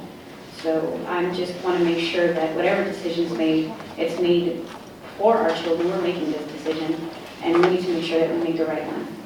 If I can just add real quick, so one of your concerns at the last board meeting was the Fenfield location. And you guys were asking why can't we move that site to one of our campuses over here? So it would be 5 Palms and Malta. So I met with both principals, and they both agreed, if, with your permission, if you approve the MOU today, that we'll move that site to 5 Palms. So the Malta kids would have to be moved to the 5 Palms location. So instead of busing them to the Fenfield, they'll be hosted at 5 Palms Elementary for those two campuses. And with you stating that, Mr. Abundis, that draws another question for me. We provide the facilities, we provide snack, we house their buses. Why do they have to pay? So the SA, Actually, they do, the tax dollar does. all right. So the program provides a service to the parents and the children, which includes primarily staffing. As whenever I shared the information with you last week, 90% of the budget is staffing. That is the full-time coordinator as well as the facilitators that provide the classes for the children, tutors that provide tutoring service. We do, at some of the centers, there's Zumba or dance and those kinds of activities. We also, the district provides a snack, but we also provide a meal on top of that is provided. We do field trips and a number of other opportunities. There's insurance and gas for transportation and all of those other expenses that go in running a program of this type. But primarily, 90% of the budget is staffing. Yes, Ms. Messini. Okay, so if you can provide some clarification of the enrollment that was paid, how many of those are on waivers or on assistance? None of those have. Okay, so the 6,490 that you said is in addition to the 200 and, what was that? 235 plus 90.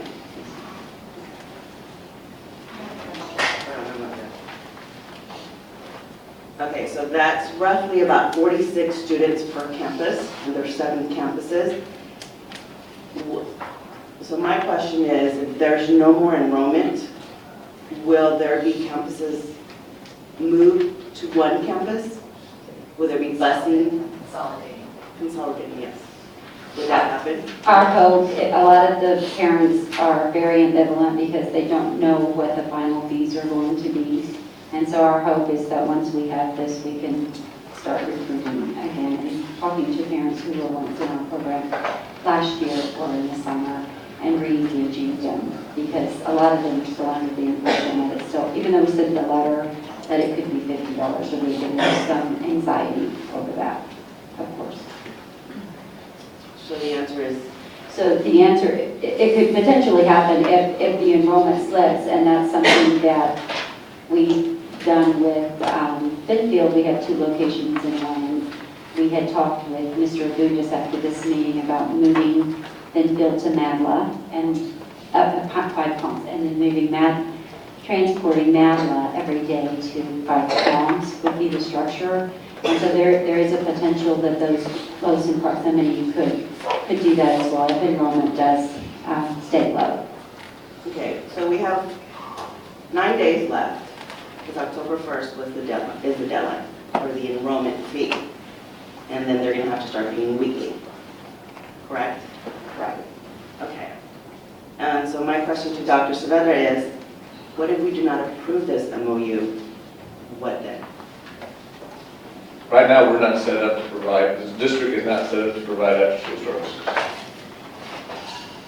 And so the question is, should the district, if this is not approved, should the district establish a program at some cost? It's going to be at some cost, clearly. And the district establishes a program, do we establish a program where the district covers all costs, which is not budgeted, would require a budget amendment? Or does the district charge the parents for the services? That's kind of where we're at this point, you know. We're simply not set up to do that, you know. And I'm not telling you it can't be. I'm just saying it's not in the budget. There's a cost factor to it. And we'd have to decide as a district whether or not the district funds it or the parents fund it. Okay, I'd like to, I know Mrs. Stubbs. Ms. Manhattan first. She has something, so. Madam Chair, correct me if I'm wrong. Last board meeting, we had an MOU that we approved 3 years ago. So in my calculation, we have a year left. So why are we approving a new MOU? We still have the other MOU that we approved, that she brought to us, so they still owe us a year. We shouldn't approve this MOU. This is a new one. To override the one that we already approved, this is wrong. I think, and I'm going to ask legal, I think once they broke their contract and did not get the funding and started charging without notifying the district or the parents, then that's null and void. We should not even be having anything to do with SAU as of right now. That's my opinion. Why are we having another MOU if they can break the other MOU? This is worthless, if they're going to be breaking it when they decide. Did you ask Dr. Saavedra? He's bringing it. That's Well, what I'd like to ask that's the what I lawyer. asked Dr. Saavedra a minute ago. I'd like to ask the lawyer, this is our legal, this is legal. We have a 3-year MOU. Why are we approving a new one? We still have a year of the other one. This shouldn't be happening. You do. There are a number of issues with respect to that. In my opinion, when they started charging a fee, they broke the terms of the agreement. Additionally, it is my opinion that whether you do charge fees or not, prior to charging fees, because these are district kids, and this would go to whether you operate the program or whether a contractor operates the program, the board must approve the fee schedule because you're charging your students for this program. So right now, you're charging your students according to a fee schedule that this time into the year has not been approved by the board. I think that's a problem. There's a practical problem. So there's no entitlement for them to do this in terms of that. Having now decided that you now have a practical problem, which is you have kids, you have some parent dependencies on that service. You have a differential ability to for people to make the payments for that. So what do? So we explore some options. Part of that is going to be kind of exploring your preference for dealing with the situation. We work out the legal niceties as we go along. But right now, students in this district are being charged a fee which has not, at this point, been authorized. And so that needs to stop, or that you can adopt this as a contract, and that if you adopt the contract, you've adopted the fee schedule that's attached thereto, and that would be sufficient if that's your choice. I note, by the way, that I don't see anything in the contract for the application fee, so that's that's not authorized if you adopt that. Mr. O'Halloran, we approved this MOU, and then 3 months later, she comes and says, oh, we still don't have enough money, and so she changes the MOU again. Well, I mean, I don't understand that. We've got the last MOU that was good for 3 years. She is in breach, the contractor is in breach of the previous MOU with respect to ADVEC.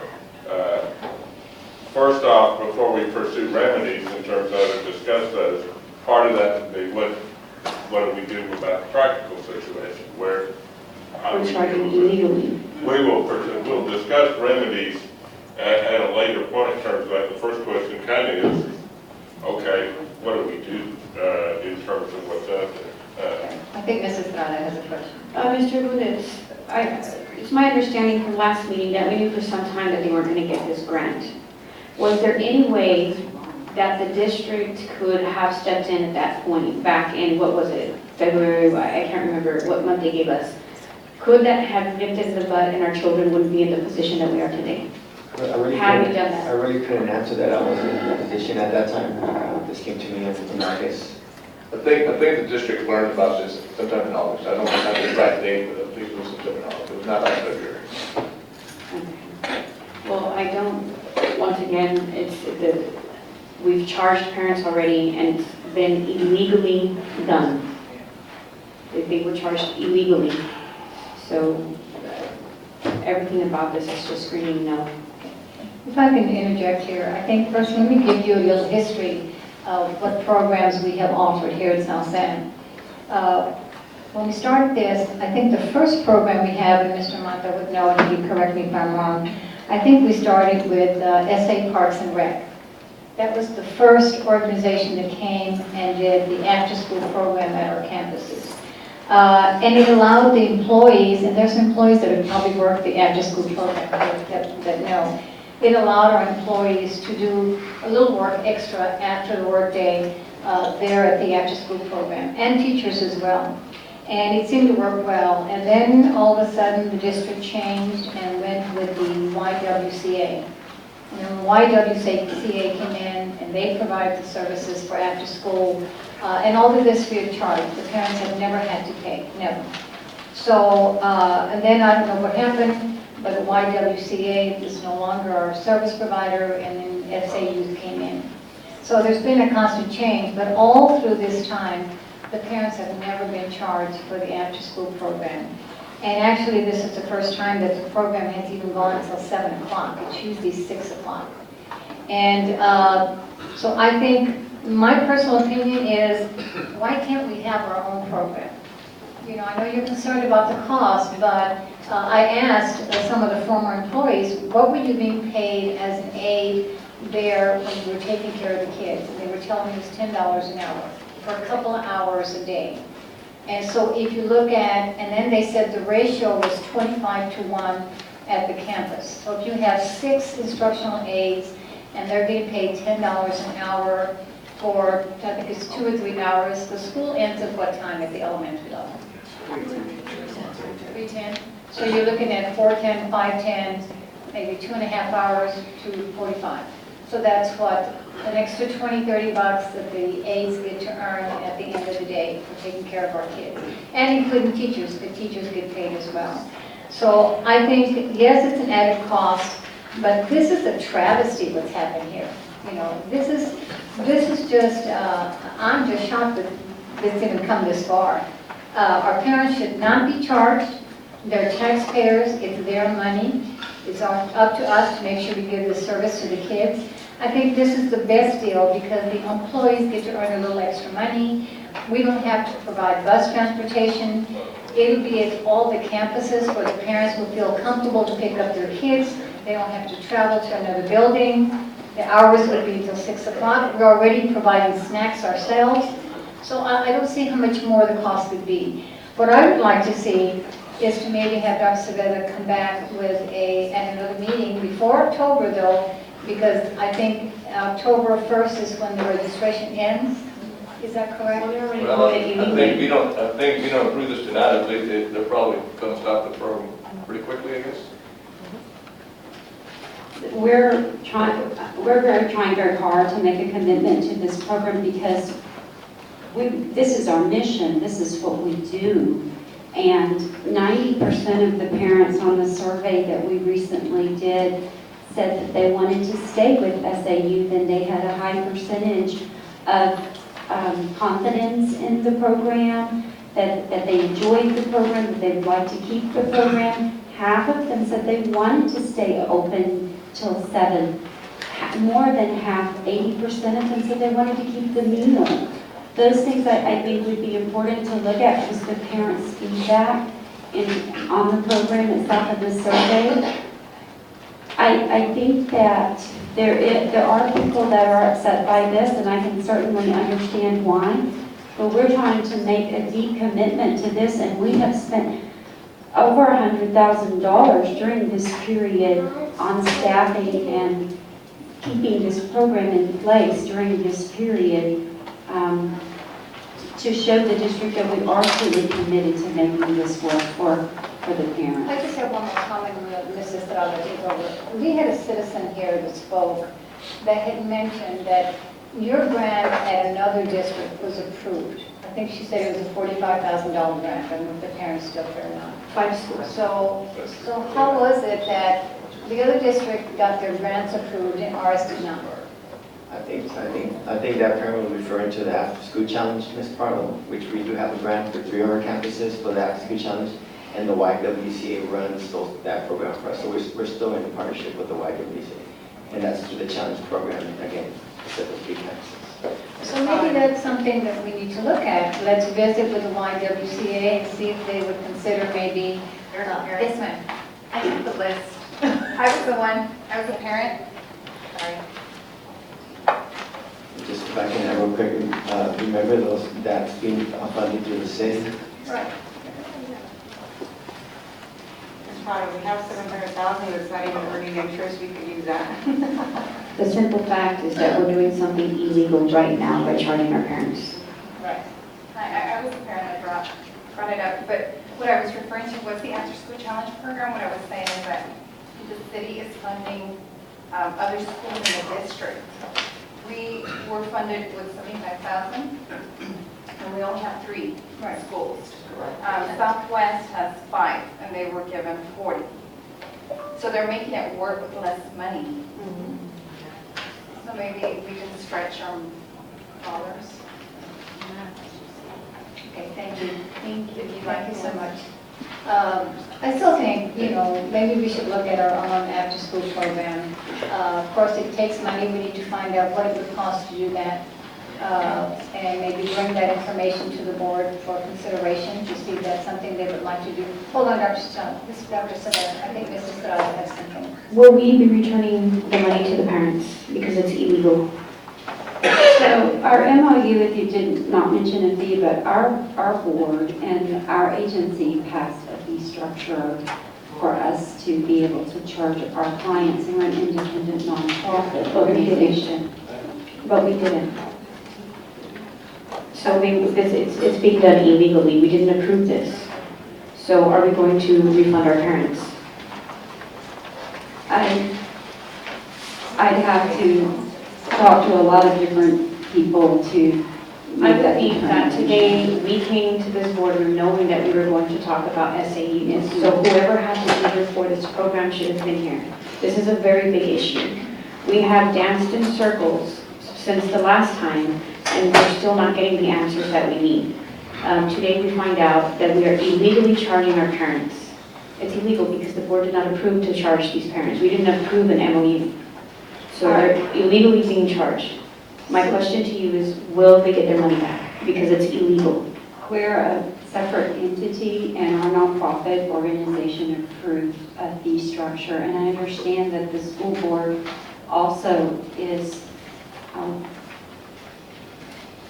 wanting to approve that as well. But as we operate in other districts, sometimes without an MOU, we charge those fees directly to our clients, and that's an independent agreement with that parent and the agency. And I'm not trying to be disrespectful in any way, but when a parent signs up for a service for SAU, that's an agreement between us and the parent.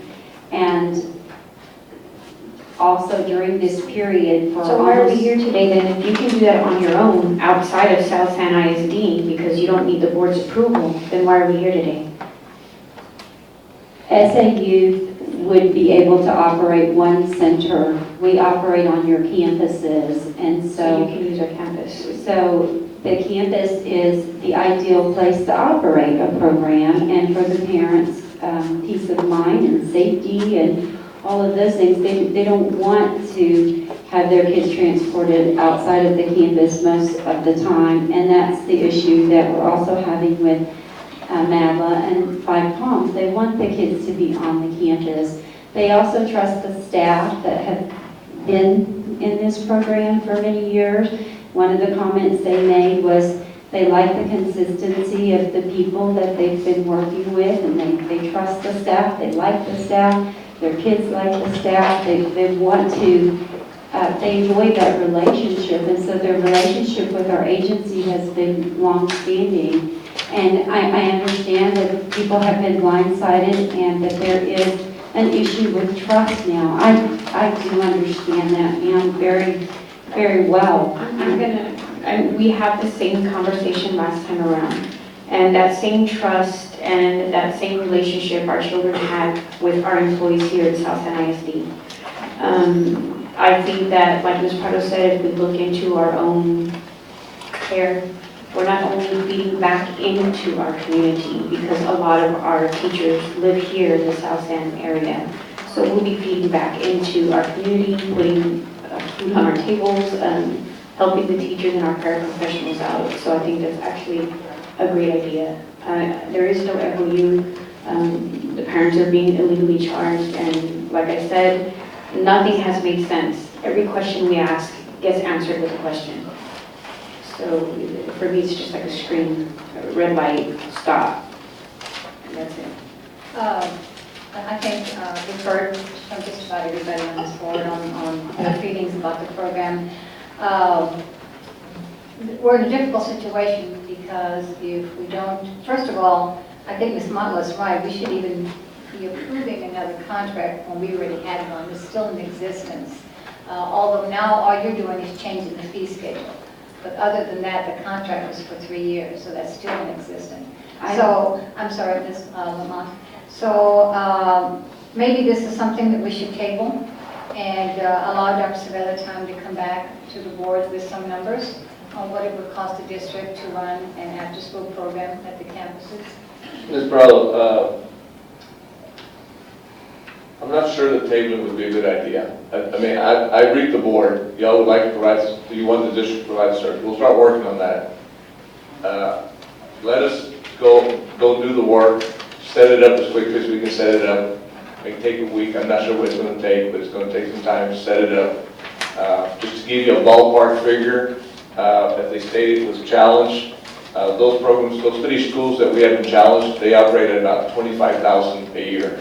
These are nice schools, so roughly it's going to be about 225 or something less than that, I think. It should not exceed the 225. Just to give you a ballpark figure. I think we could put something together at around that figure, because basically that's what Challenge is doing with the other 2 schools. But if the board really does not want to contract with SAUs at this point, that's perfectly okay. It's your decision. But allow the staff now to start moving, because we need to move very quickly. I'm afraid the service for these families is going to stop pretty quickly if the board does not approve this. Well, except that, and that's a concern that I had because I know the boards, I get the feeling that maybe this is something that the board is not interested in another contract. But we still have an existing contract for 3 years. That particular contract, I don't have it here in front of me, but I do recall that there is a clause there that allows SAUs to stop the contract if they do not receive funding. And in this case, they did not receive funding. But they have chosen not to. In fact, they've even gone a step further without letting us know. They started charging. I'm not arguing as to whether that was right or wrong. I'm just saying that I'm not sure that the 3-year contract you're referring to can be applied at this point, based on that clause. Let me be clear on this. What I said the breach was they're charging a fee without the authorization. Dr. Saavedra is correct. There was what amounts to a non-appropriation clause in that provision that was subject to the grant to allow them to walk away from the contract or cancel the contract in the event of a lack of funding. It is my understanding that the Century 21 grant, 21st Century grant, which funded the process, ran out. It is not surprising that when they run out, they are typically not renewed. The federal government tries to move those around so that everybody gets their chance. So that's not a surprising development. The problem here is that they started charging a fee without authorization. They didn't walk away, they started charging. And they are accessing our campuses, they are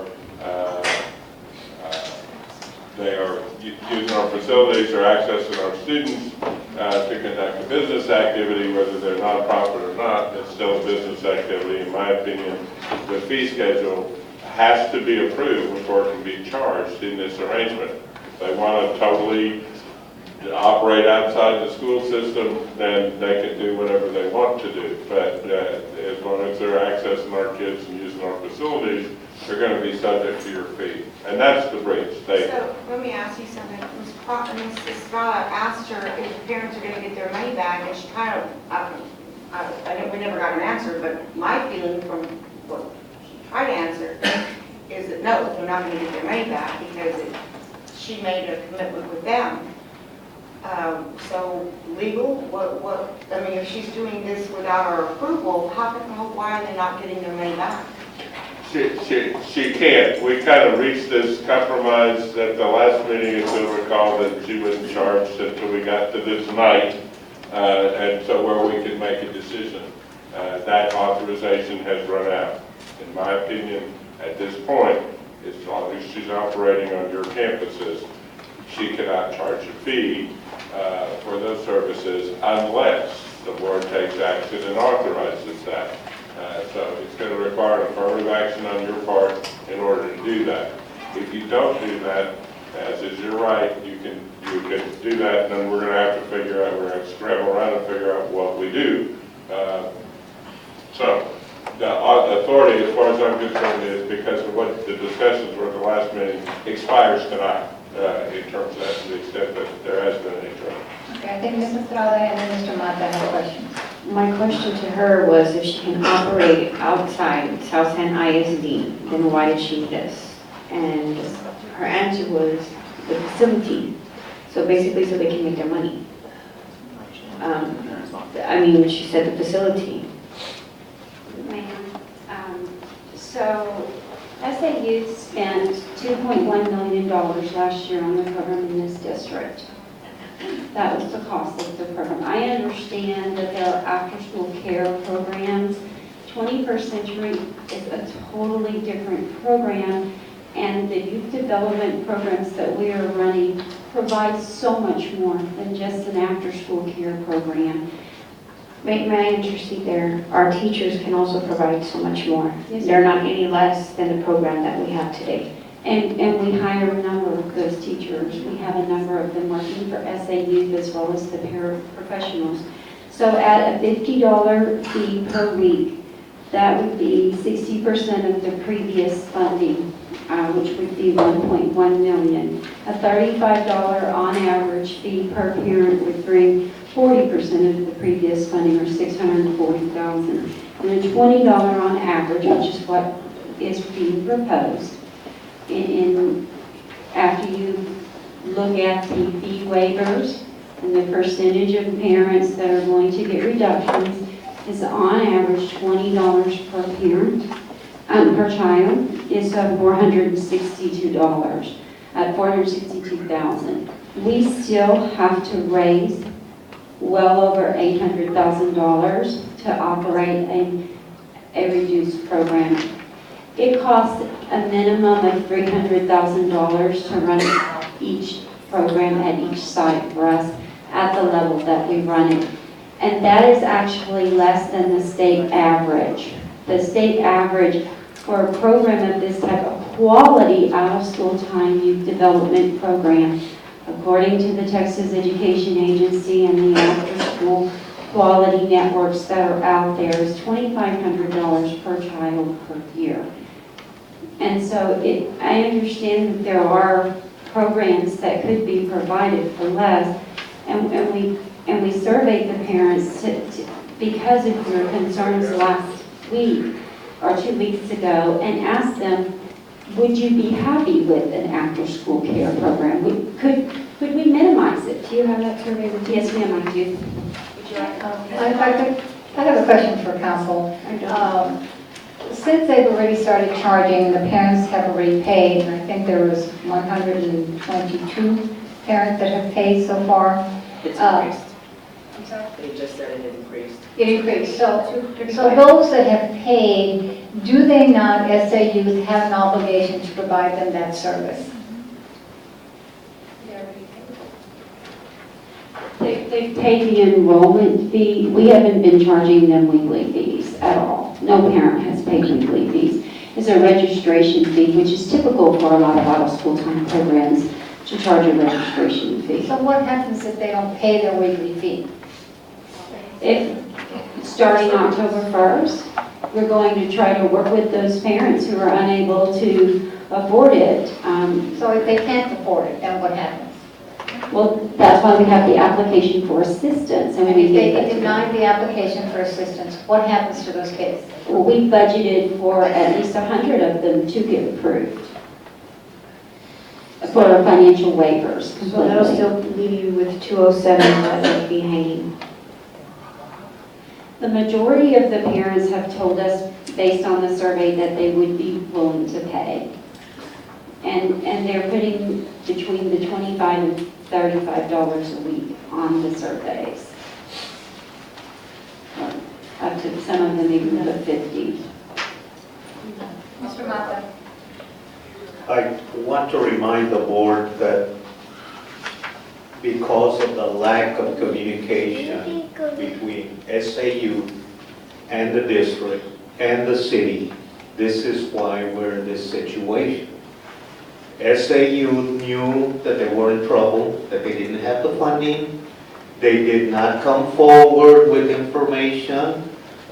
We had the district under the impression that everything was okay with the funding for the program. Then all of a sudden, boom, we find out, we start getting calls from parents that they're being charged. They're outraged. I think that we need to direct the superintendent to make the adjustments, to absorb the program with other means, maybe other agencies that provide services, maybe using our own resources at the district. It all boils down that SAU dropped the ball. They did not communicate. If they knew they were in trouble, come forward, let us know. We did not know anything until August when they came forward. That was after the budget process. We could have possibly done something during the budget process. We started the budget process in June. If we would have known about this, we probably could have done something. But right now, this is why we're in the situation that we are, because SAU did not communicate with the city, did not communicate with our district. That's all I have. Anybody else? Okay. Since there's no more discussion on this item, do I hear a motion?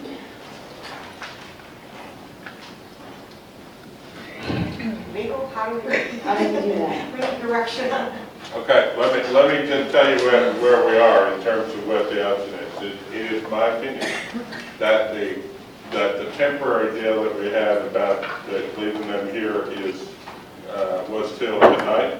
If there is no motion authorizing the charging of the fee, the program is not authorized beginning tomorrow morning to charge a fee to anybody for use that's been educated on one of our campuses. If you want to pick them up before, after school and take them to your facility and things of that nature, you have every right to do that, assuming that you show proper parental consent and that kind of stuff.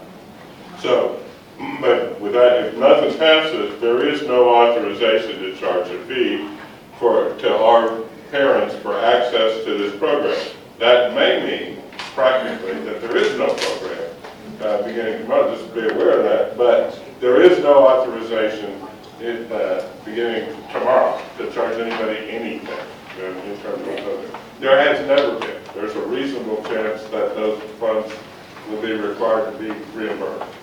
Ms. Estrada? Mr. O'Hanlon, can we just vote no then? Is that the simplest thing to do? This is what they gave to us, this is what they wanted us to approve. You may vote no, but if you don't vote at all, it doesn't pass either. I mean, this is a board. We also have to give direction to our superintendent, what the board wants. And Dr. Savetta, I think this board has all the confidence in you to do something. You started a college program at the high school, so now we need a daycare. I think if I made the issue that we're dealing with is to take action or not take action, those parents that have already paid, are they going to continue to be provided services? Excuse me, but we're in a damn if you do, damn if you don't situation, pretty much. So if we don't okay this, which I think we all agree, it's just not, it's just bad, then SAUs, according to legal, can anytime stop the service. Well, they're doing it anyway with a 3-year contract. We had already. So, but the parents have paid and are being serviced right now. So what happens to those parents that paid, that are getting serviced after tonight? Well, they paid, they should continue to serve. Well, that was my point. Are they obligated to continue the service to those parents that paid? The answer is that, although I don't represent the parents, but this is kind of my views. My understanding is that y'all have ceased charging for the weekly fee. We have never charged them yet until October 1st. So the money has been spent, whether it can be recouped is a separate question. There is no authority to charge a fee from here on out. Let me be clear about that in terms of that. If the board does not authorize that, so long as the services are performed on our campuses. They want to drag them off and put them in a separate after-school facility, that's fine. It's their right to do that. Our facilities, they are not authorized to charge a fee unless you take action. So the beginning, well, that's been the case. We'll deal with the reimbursement as we get through this process or not with respect to that. But the kids that have been enrolled in receiving services have been receiving some services for what's out there. We'll look at the equities of that and things of that nature and see how we can reconcile that to this day. We did authorize them to kind of maintain the status quo, but not charge anybody until tonight. After tonight, it's done in terms of what's out there, unless you take an action. I would hate to be the parent who paid my enrollment fees and think I have care tomorrow morning. Go to work and then I get a call, there's no after-school care to pick up your child. I would be so frustrated. So I'm asking the board to give them an extension. Allow them to continue to receive the enrollment fee, but we want them out in a given time. So that Dr. Saavedra can come up with a plan and start implementing that plan and not have these parents scrambling tomorrow. That's my question. That begs the question of how long Dr. Saavedra needs to come up with, not only come up with, but come up with a plan, get it approved, and get the staff hired to implement it. But I think we can do it in about 2 weeks. Could be sooner. If needed, then we could have a special call meeting for you to present to us whatever your proposal is. I don't know that we need a special call meeting. I mean, we'll put the program in place. Don't we have to approve the budget? Well, amendment? We'll bring it to you at the October. We don't know yet if there's going to be a budget. Right. We'll bring it to you at the October meeting. I mean, I'm letting you know that ballpark is going to be about a little over 200,000, I think, for the whole year. Between now and next. 225. So now it's 200. I like your numbers. Well, no, it's about 225. Well, whatever it may be, it's just ballpark.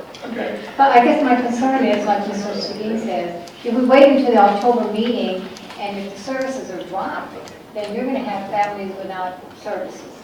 So do we really want to wait till the October regular meeting, which is in the middle of October? What I'm saying, Carl, is that if we can set up the program by next week, we'll start servicing next week.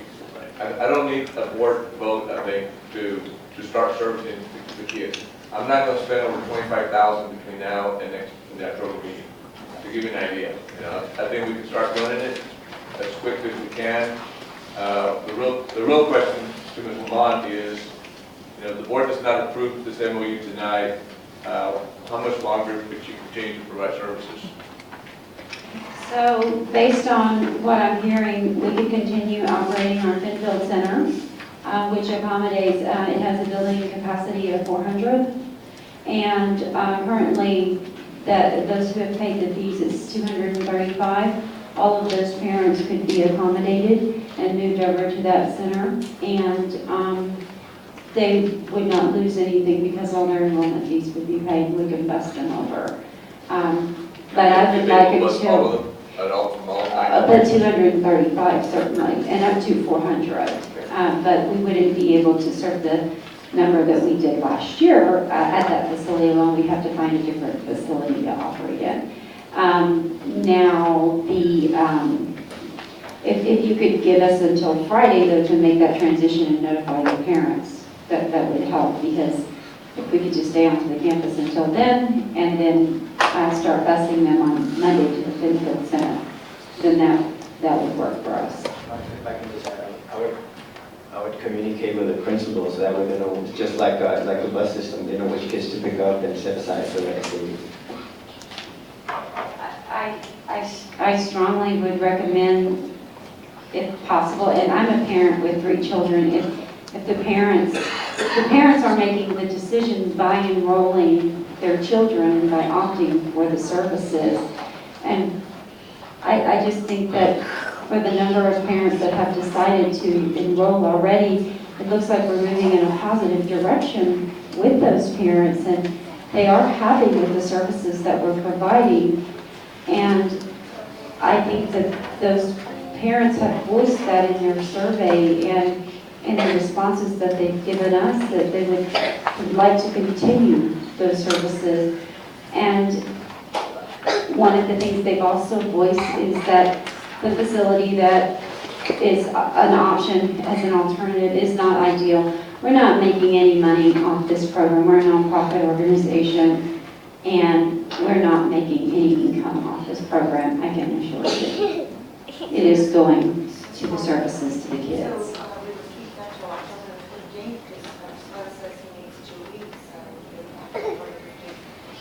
So, Dr. Sorella, I think Ms. Muller is suggesting that we allow them to use our facilities until October 15th. That gives you the 2 weeks time needed to come back to the board, but he doesn't want to bring it back to the regular meeting. No. So that's why we need to approve now what we want them to do, and give them, like you said, you only spend $25,000. But I think what we should do is give them an additional 25 in case he needs that, so we don't have to come back to the board meeting if he continues with what he needs to do. I don't think we can increase his amount of expenditure at this time because it's not on the agenda. Well, here's where we are in the budget, and this is going to require, again, some discussion amongst yourselves. When you adopt the budget, in August, you adopted a budget for the entire year. We haven't come anywhere close to spending the budget for the entire year. But Dr. Saavedra just told you that it is going to cost likely $225,000. So before the end of August, we're going to have to cover, if there is a shortfall in the various categories that are used to funding this, we are going to have to come up with the money from someplace else, or just not fill positions, or there's lots of ways to do that. So if you instruct him to go ahead and start the program, which is what he was asking, he doesn't need an immediate budget authorization in order to do that, but he might eventually in terms of what's out there. The other thing that we need to do is that if that's the direction you want to go, he needs to be able to inform the parents kind of about when what the transition's likely to be and when it's gonna happen, so that we can do it the most expeditiously. As soon as you know. The time element really is how fast we can recruit staff to take over. That's really what it is. I mean, it can be done relatively quickly. I imagine in some schools it's going to be done within a few days. We can identify the employees that want to do this. In other schools, it may take a little bit longer. I am making staff nervous in going into 225. Someone said maybe closer to 300,000. But that's generally, yeah. Dr., that's only 7 campuses that we're talking about. We're not talking about all 15 campuses. No, I think is it 9 or? It's 7, but Seven, I'm sorry. Can I add to that? Absolutely. So I don't see how that could be that expensive. We'll bring it to you, you know, but y'all can approve whatever you want to approve at that point, but I'm just giving you a ballpark as to what it might be. Right. Ms. Estrada has a question. Will that give them authority to continue to charge? I have an issue with that. Well, let me throw this motion out, Ms. Potter. I make a motion that we keep San Antonio Youth till October 15th, and that we direct Dr. Saavedra to implement a program with $25,000 for right now that you're allowed to use without our approval, and that we use 7 facilities, school facilities, that we're using at the present time. Can I suggest that we say not later than October 15th? Not later than October 15th. How does that work, everybody? A second. Do I have a second? I have a second. I have it. Okay, hold on. I have a motion by Ms. Madla, and so I'll need a second, and then we'll have more discussion. I got a second by Mrs. Stratton. Okay, there's a motion by Ms. Madla, seconded by Mrs. Estrada. Further discussion, Ms. Osigin. Okay, so we're allowing SAU to charge. And I'm sure they're probably going to charge the weekly starting October 1st. My question to Dr. Saavedra is, what kids are we going to service? What? What kids are going to be allowed to be serviced? Which kids? By our program? Whichever kid signs up. Because SAU indicated that last year, by the end of the year, they were at 1,700, correct? Yes, ma'am. Well, the 1,700, I believe, is the total number of students that participated at least one time or more. Right, and 1,300 participated 30 times or more. So, So is that still going to be within? you know, obviously, we'll develop the program. We'll try to give you, when we bring in October, what we think it's going to cost. That's all we can do. I can't give you the exact number right now. I just don't know. I have one question about the intent of the motion that it wasn't addressed one way or another. Did you intend for them to be able to charge a fee for these kids or not? All right. Ms. Estrada? Well, they only have 120 enrolled. No, there's 600 right now. They're not paid. I know, but there's 600 using their services. No, they're not. No. Is there 600 using your services currently? Yes. Well, that's not what she said earlier. No, they're allowing kids to be serviced because they didn't know what the fee schedule was. And so on October 1st, pay your enrollment fee and know that you're going to pay weekly. But there's 400 kids in there paying nothing, being serviced. Correct? That's disparity. I think that at this point, we're questioning, like, you know, what is it going to cost us? And number one, these are our children. This is our district. These are our kids. And they're first. Their parents pay the tax dollars here, and we should give them the best. And the best isn't getting hit at the beginning of the school year that you're going to pay a fee that you had no clue about. Not just for one, but for every single kid that you have. And I think at this point, we owe the parents and our children something that's, the ball's not going to be dropped, and that they'll be informed and they'll know what's going on with their children's care. So, Michelle Hammond, back to your question, how do you fix that? The motion. To do what? You asked me, you asked me. But what's your intent? That's what is your intent to let them charge a fee on the interim or not? That's why I asked that question. That your response was to me was not, and it was not included in your motions that was voted on, but I just wanted to make sure that was your intent, that I mean it, unless you authorize them to charge a fee, on an interim basis, they're not going to be authorized to, as long as for kids used in our facility, because you haven't authorized that. So as it stands right now, they cannot. If they choose to withdraw from providing services, that's their right. In terms of that, I can't make them do it for nothing. If they decide to charge the fees on the schedule or any other fee, if they take them off campus at the school, they have every right to do that, so long as they have the parental consent to pick up the kids. So right now, as it stands on what you voted on tonight, there is no authority to charge fees for this program so long as they're being operated in our schools. You can make another motion that would lead your name to the posted item if you wanted to have another outcome than that, but you're not required to. Well, I find it really disturbing that now we find out that 400 kids are getting the same service that those 125 kids are getting and having to pay. 235. You know, I thought, or 235. I thought it was just those that paid were getting the services. But I think you're saying that you have 600 kids that you're servicing for free, or 400 that are getting it for free? So we told the parents that they could have until October the 1st to pay the first enrollment fee. So if they couldn't afford it, so then, and then they can make it in 4 payments. That's what's in that fee schedule that you have in front of you. It's 4 payments that they could make. And some of the parents have been paying $5. So they can make payments toward that if they want to, for their enrollment fees. All right, so I think we have a motion by Ms. Madla, second by Ms. Estrada, and that motion is to keep SAUs no later than October 15 and direct Superintendent Saavedra to implement a program for the use of 7 facilities. Is that correct? And but because, and just to be clear again, because you did not authorize them to charge a fee, they are not authorized to charge a fee. Does that have to be in the At motion? this point. No, they haven't been authorized to do that. That's what I've been saying. They are not authorized right now. You have not provided, Ms. Madla's motion has not provided that authorization.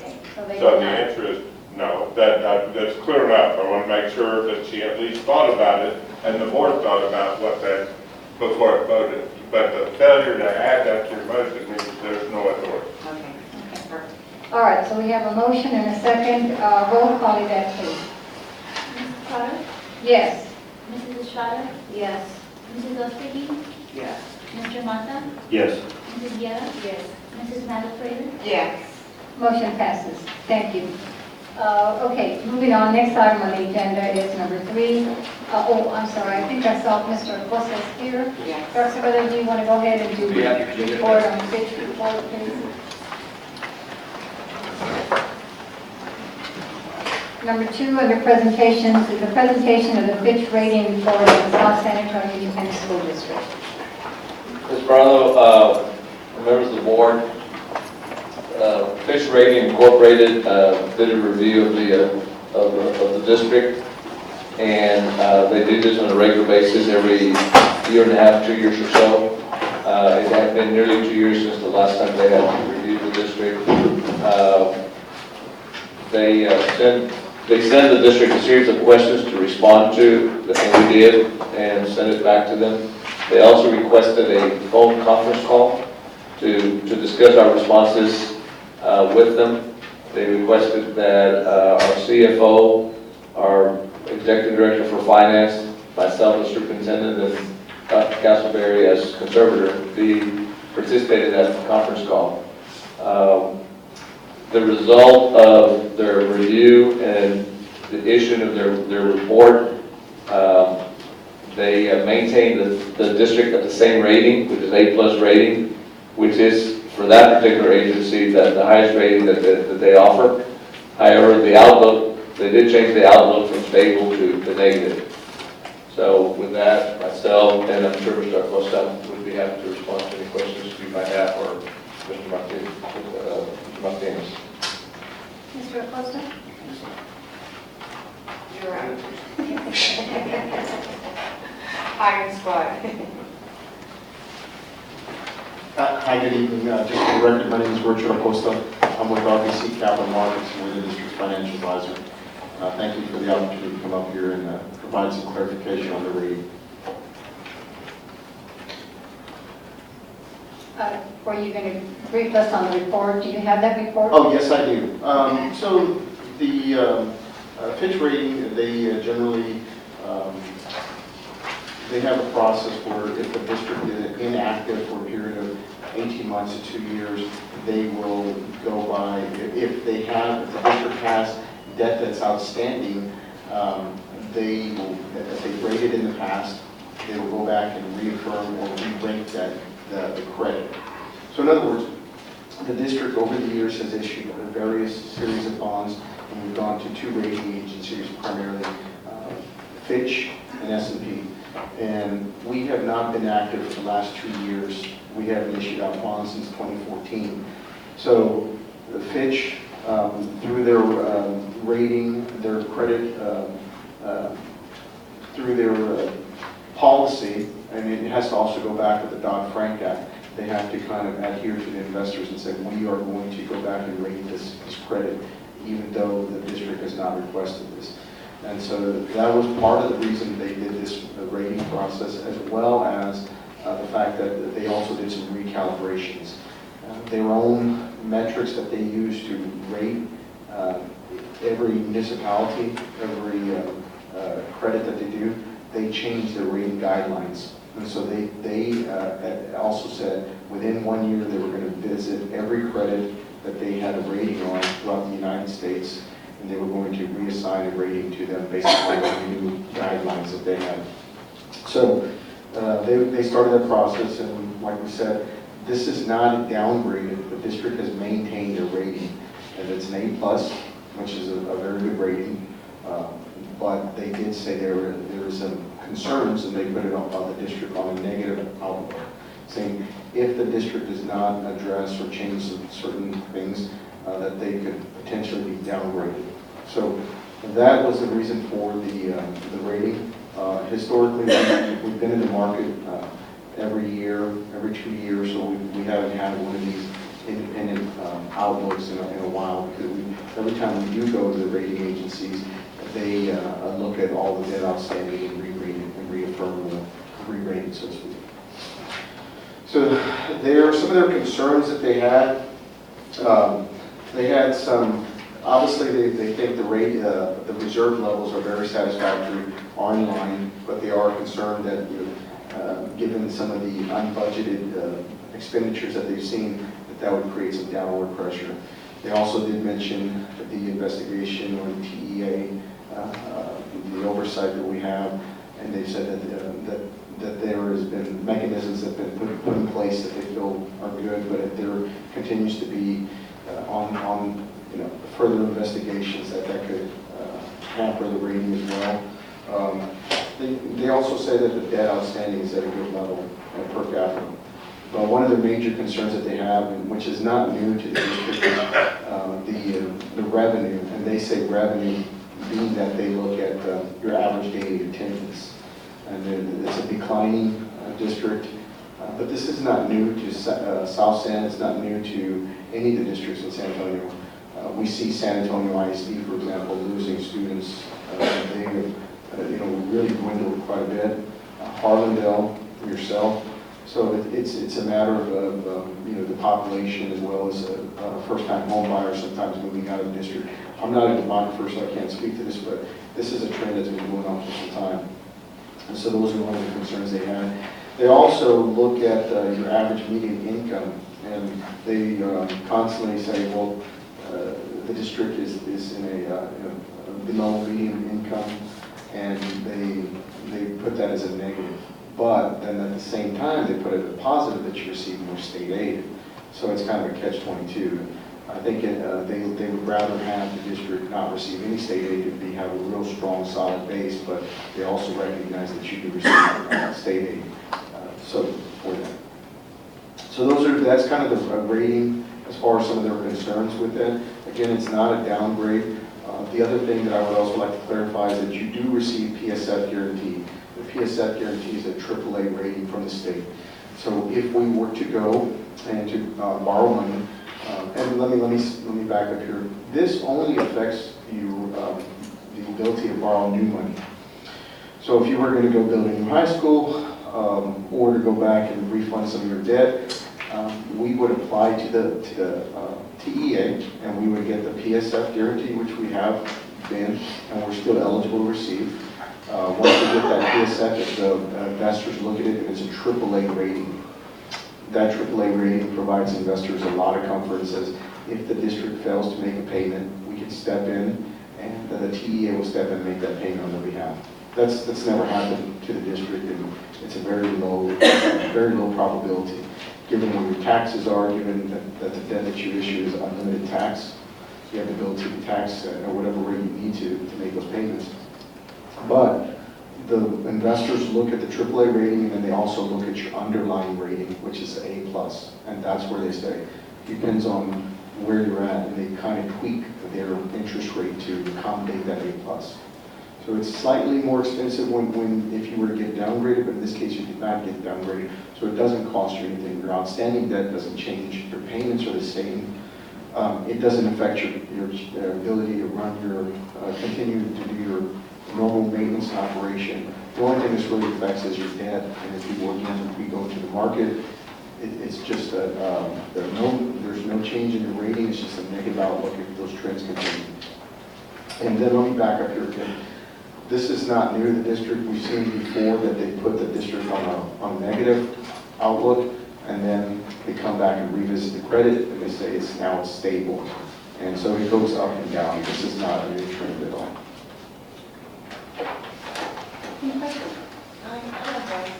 So you said that they look at it again. When will they look at it again then, so that it goes back to stable?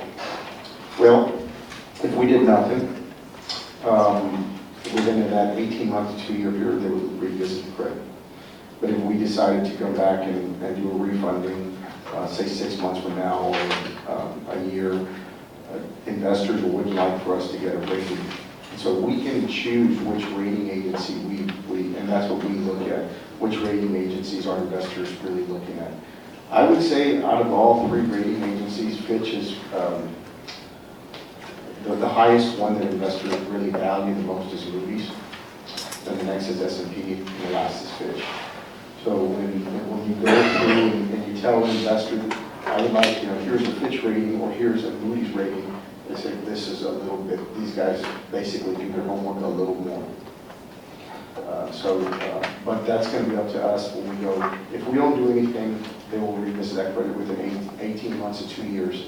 If they change their rating guidelines again like they did, they'll come up with their own policy if they want to come sooner. But they have to kind of do that based on the ratings that we have on the outstanding debt. Mr. Acosta, have we done ratings with Moody's and S&P's before? We have done them with S&P and with Fitch. And over the years, again, we try to look at the cost. And some investors say we want 2 rating agencies. Some have said depends on the amount of debt that you're issuing, we can do 1. So we've kind of moved away from Fitch actually because of the fact that they were a little more expensive, and we were getting more bang with our buck with S&P. So we're just primarily used S&P and Fitch. I have a question, and I guess either you or Mr. Hammond can answer. Normally, when we got the ratings or the email from Dr. Cervera that showed that the Fitch had done a rating on us, I was a little surprised. I didn't realize we were being rated. But I guess what surprised me even more, and unless I'm wrong, normally when there's a rating, a call that's being conducted with a rating agency, they usually always have the superintendent, of course, the business office director and his staff, and they'll have the financial advisor, and And if the district is going to refinance or go for a bond, they'll have the bond counsel, and they'll have legal counsel, and then they have the policymakers, which is the board, either a member or two of the board, that is a part of that conference call. So I found this out of the norm that none of the policymakers were invited to be a part of this conference call that was held, or you're the FA, I mean, you're the expert on this, so I found it kind of odd. Is that the norm? I mean, is this something that's out of the ordinary? I guess what I would say for South San, this is a little bit of the norm. It really is, it's a case by case.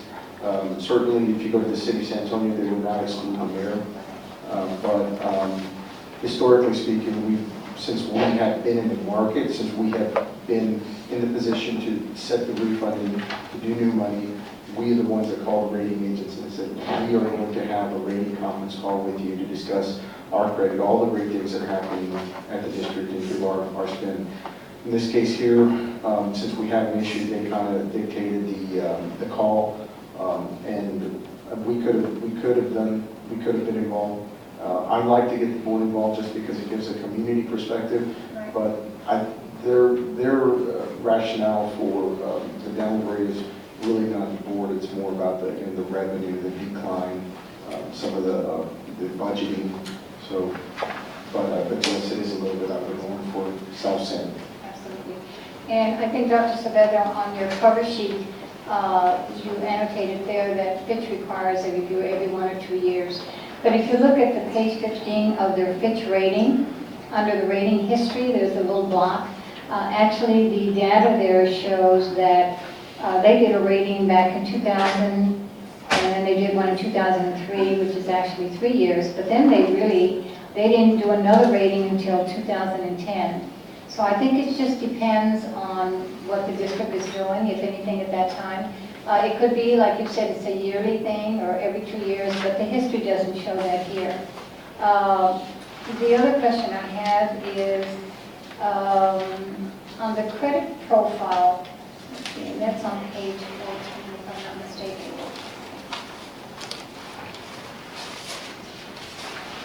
It was almost 3 years ago.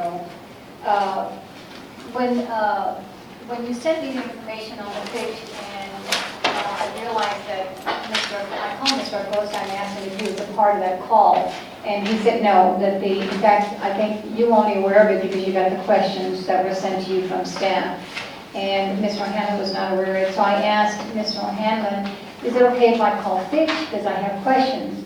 Because this is not normal to have a conference call without the FA, legal, and the policymakers. So I called Fitch, and Mr. Acosta was there, and I spoke to Shane and to Jose, who were the two analysts that gave the report, because I think it was important that Mr. Acosta have some input onto what was being reported, and then also, as he said, the policymakers should have some say-so as well.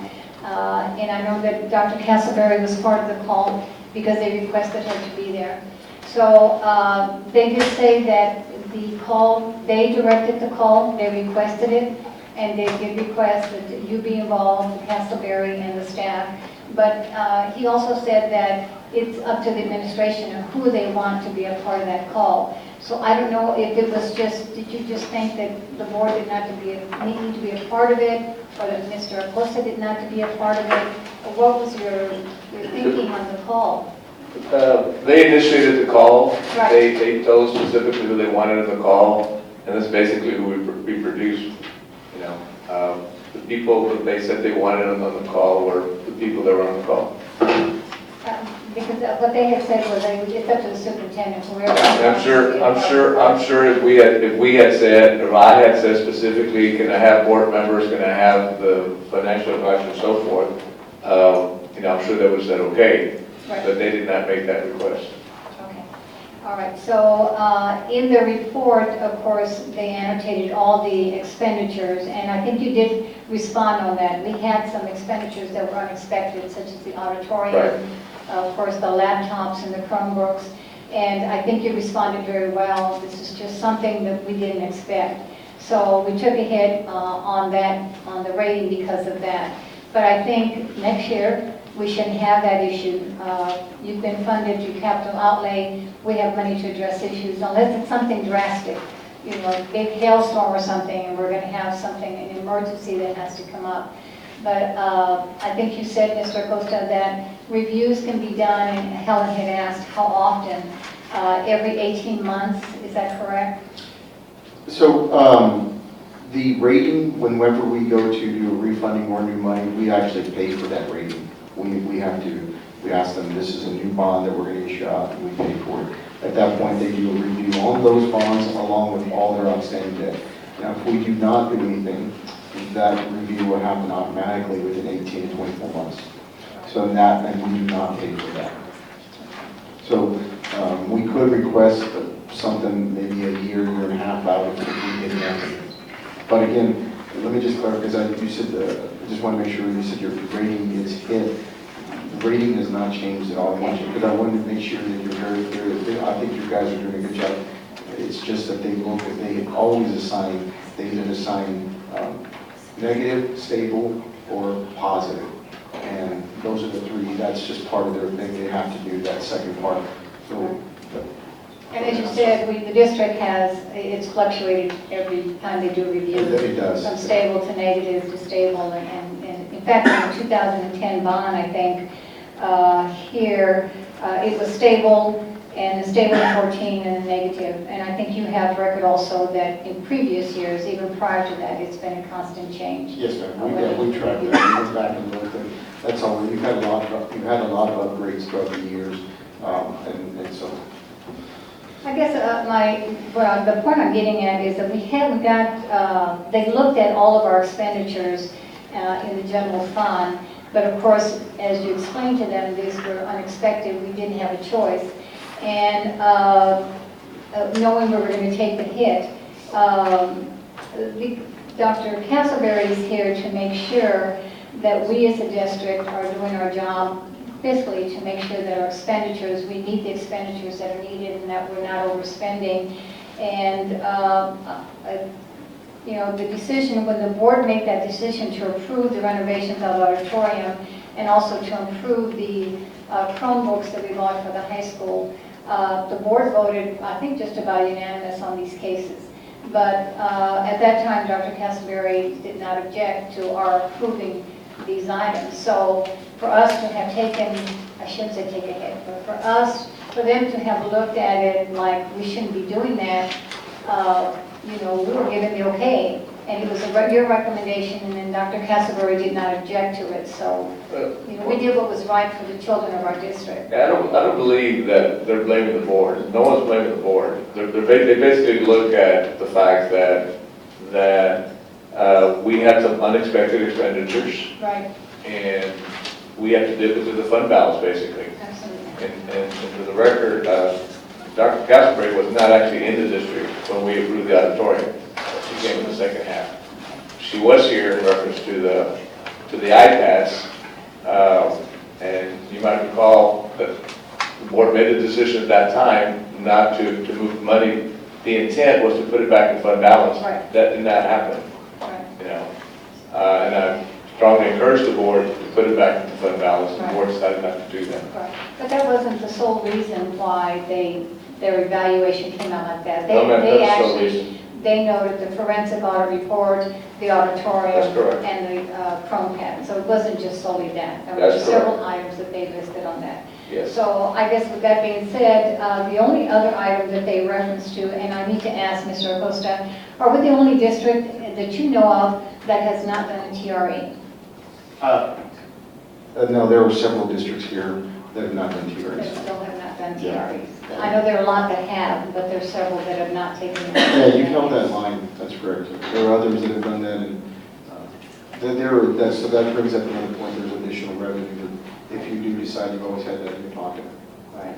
And then the other thing on the report, Dr. Savetta, it was regarding the underutilized facilities.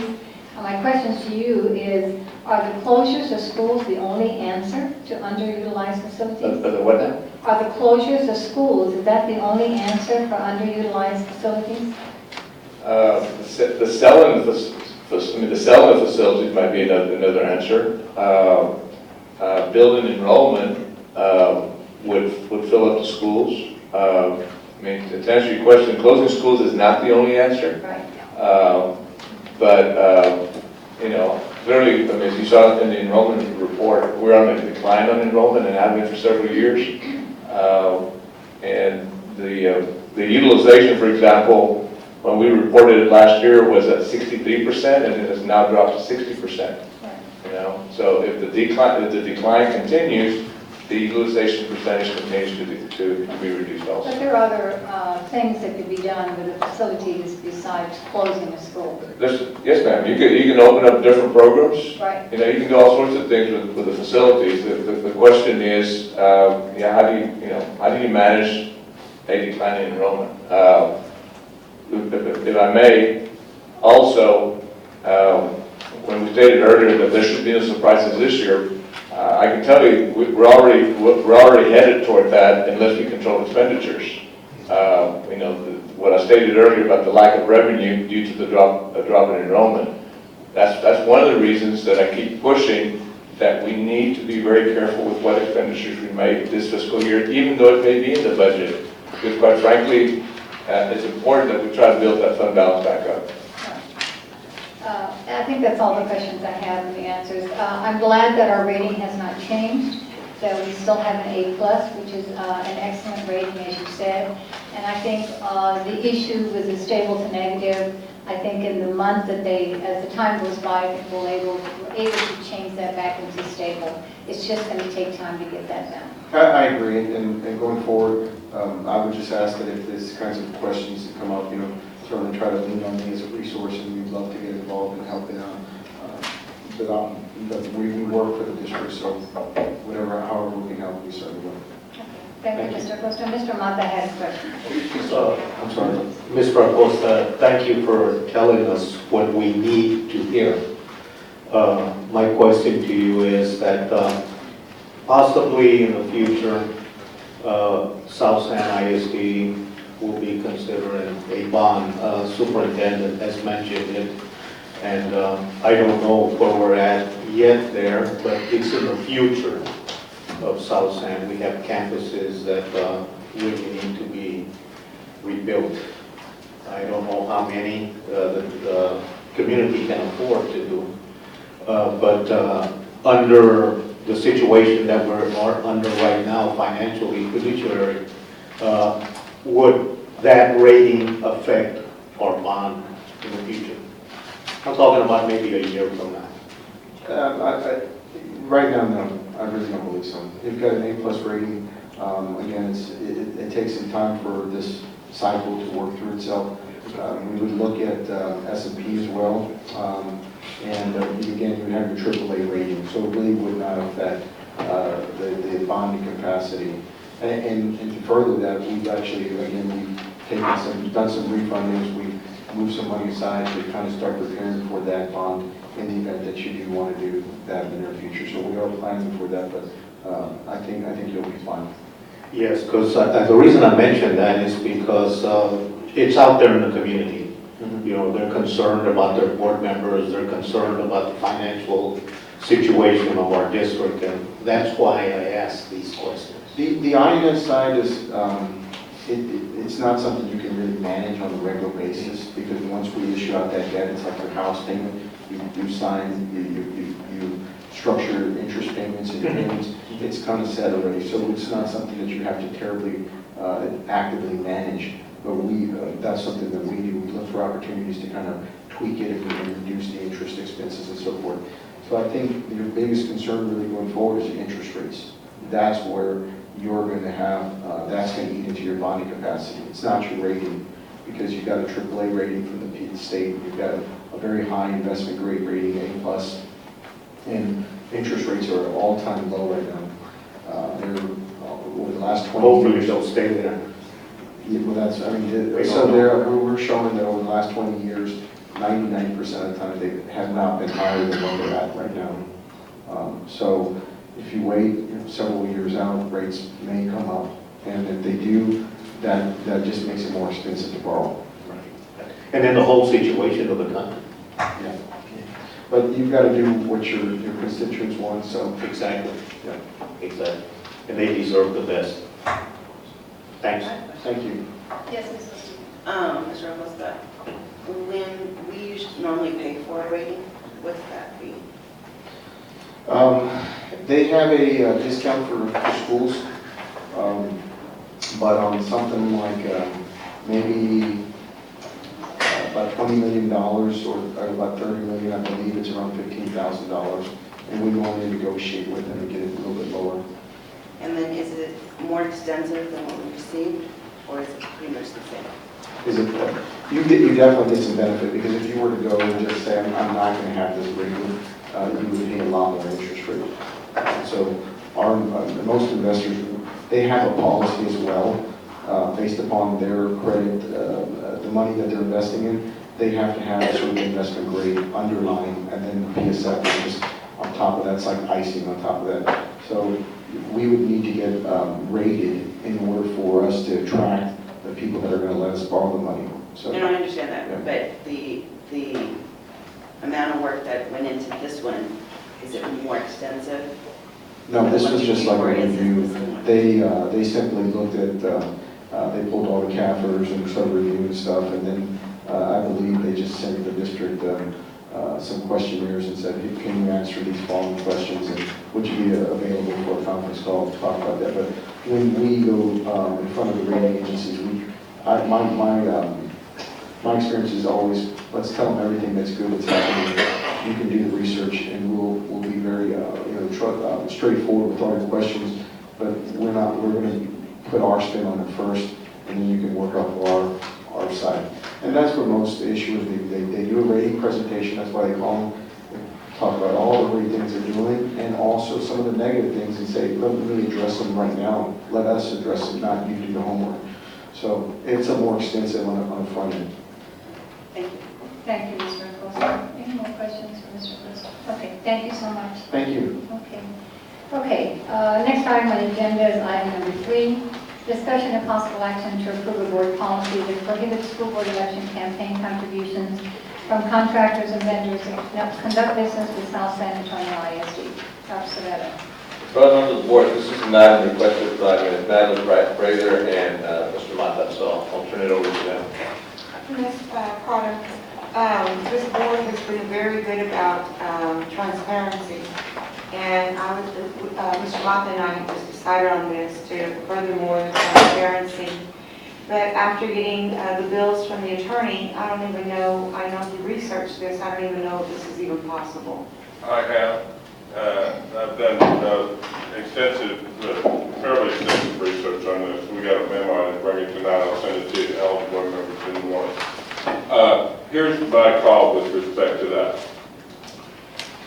There are some things in the drug policy that you can do and some that you cannot. Here's the rationale. Elections in Texas are held under the provisions of the Texas Election Code. They are not, most of the rules other than signing a joint election agreement are prescribed by the election code and not by the education code. As a result, the campaign contribution regulations and those are set by the state, subject to significant cautions under Citizens United about whether or not that there can be prohibitions against contributions without violating the First Amendment. I know that a lot of people don't like that decision, but it is the law. In my view, that you can do some things but not others. I don't think you can prohibit campaign contributions because the campaign contributions are equated with speech by the United States Supreme Court, and I don't think you can do that. I don't think you can say you can't do it.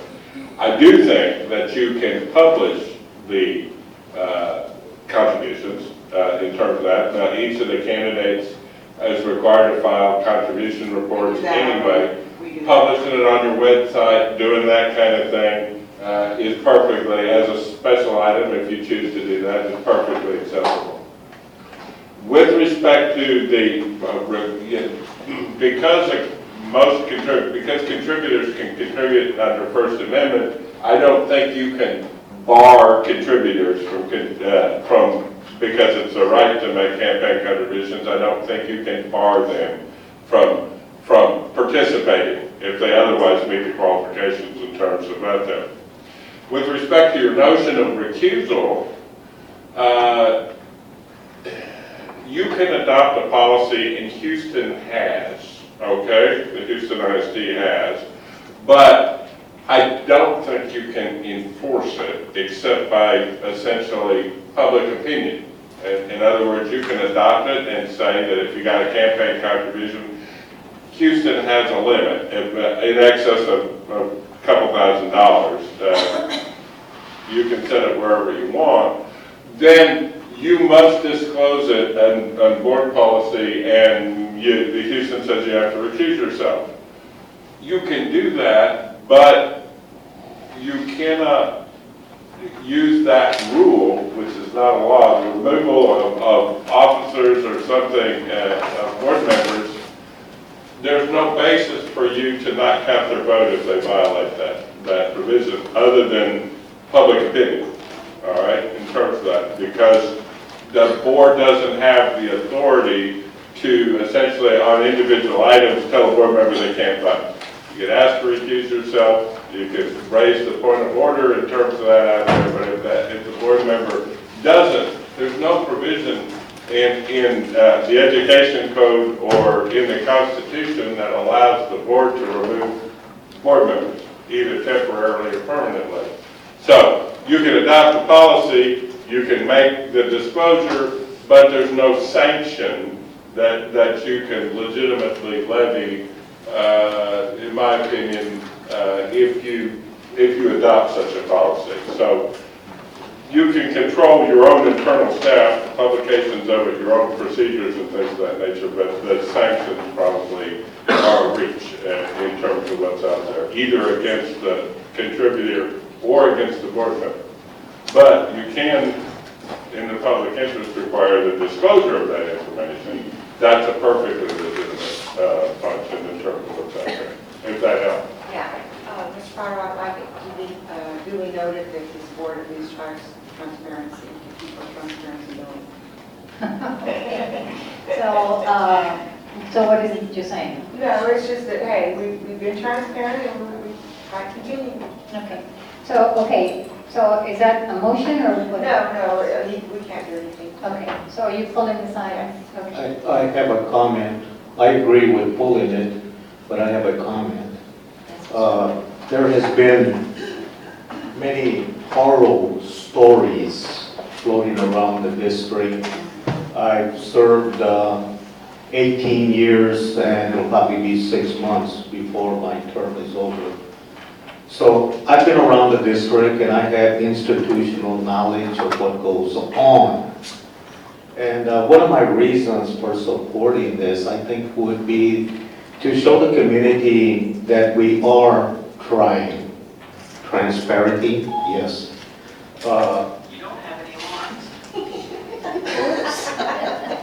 You're supposed to turn it off. She's trying to be transparent. And, yeah, she really is interrupting my thought. I think it would prove to the community that we are trying to be open and stay away from temptations, if I may say that. But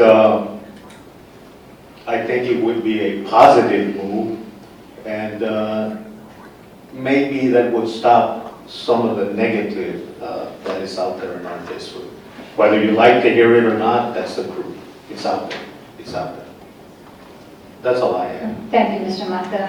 The next item on the agenda is number 4, discussion and possible action concerning secondary block scheduling. I placed this item on the agenda because there were still some questions at the last meeting regarding the block scheduling, and I'll open it up for discussion. I have a couple of, Yes, Mrs. I have a couple of questions actually, just a minute. I had come to Dr. Savella when we had the little, what was it that we had with the candidates? The presentation, I'm sorry, I'm tired.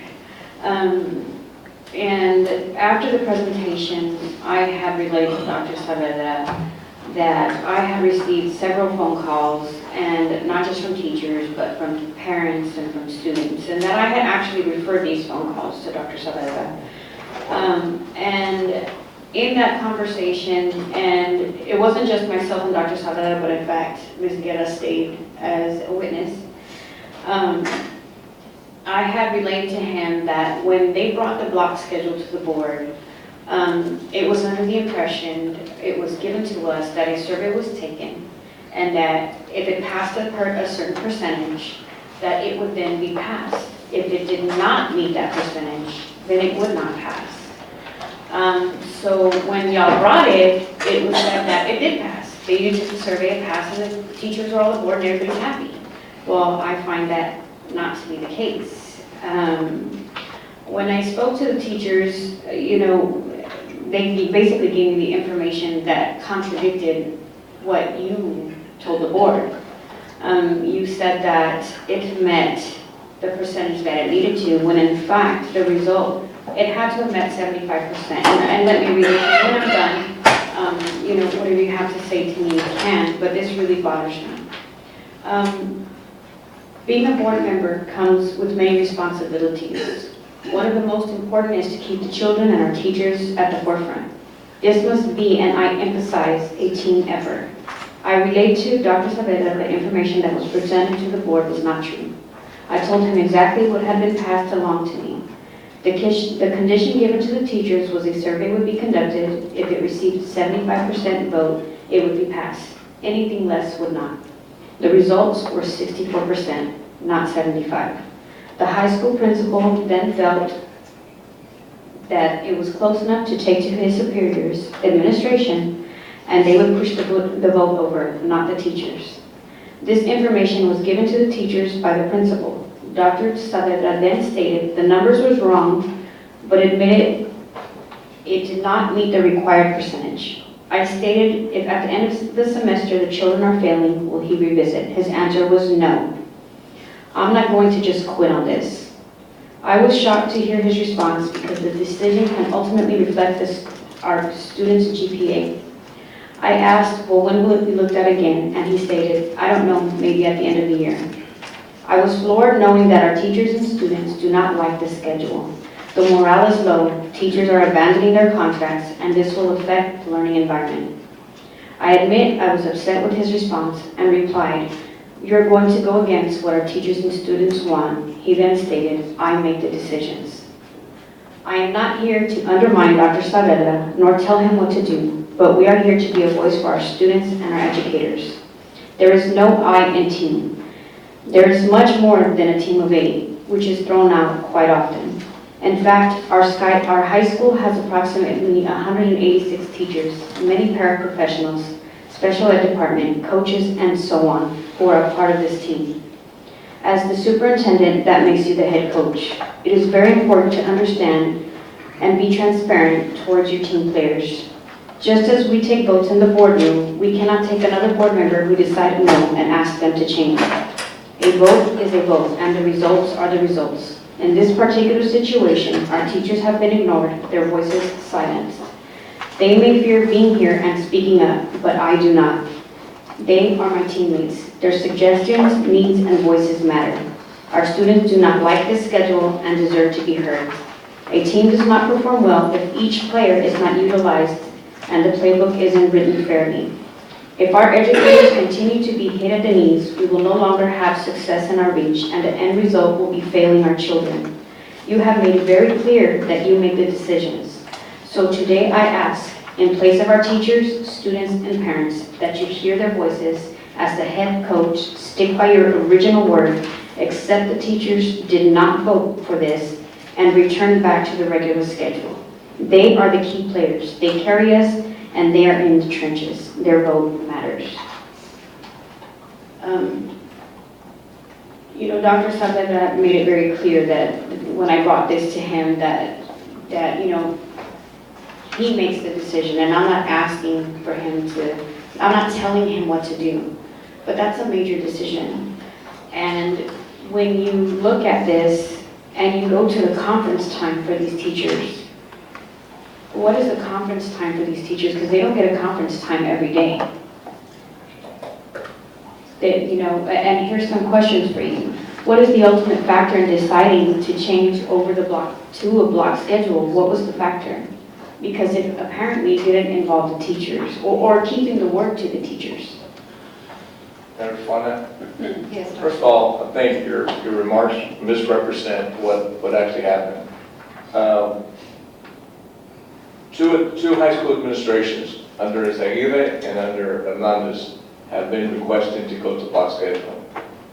And when I first arrived here in January of 2014, within weeks, the very first thing that was presented to me by Mr. Izaguirre, principal at the time, was we want to go into block scheduling.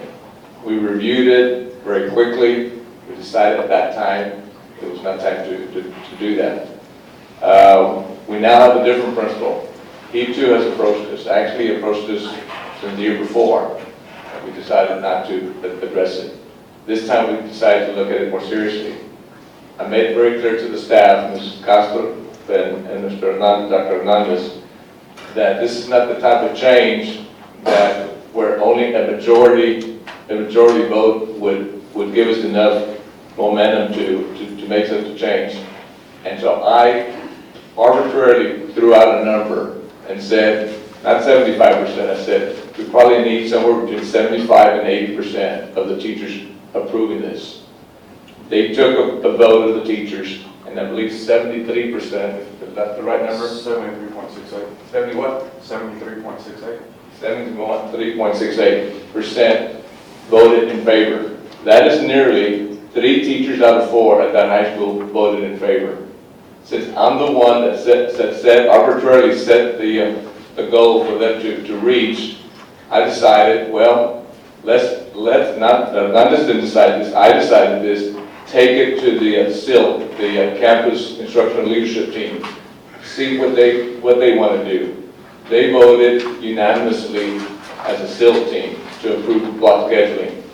I was convinced enough that there's enough support from the teachers to go to this program. When 3 out of 4 teachers vote in favor of a change, that is sufficient support, and that's what we did. And up to till this day, I have not received one complaint in my office concerning block scheduling from either a parent or a child, a student or a teacher. I had Dr. Ms. Castro, same thing. So the complaints have not come to this administration, if the complaints do exist. There seems to be a high level of satisfaction. I've asked Dr. Hernandez to be here in case y'all have questions where he can respond. But you don't make this kind of change and decide if people don't like it. At the end of the first semester, we change back. These are the type of changes that you need to give the change an opportunity to see if it's going to work over a period of time. It could be 1 year, it could be 2, it could be 3 before we seriously look at whether or not we ought to do something differently. So. May I finish? You haven't got the complaints, Dr. Saavedra, but as we will know, because I won't give names, but you don't take an anonymous, I get them. This one's not anonymous.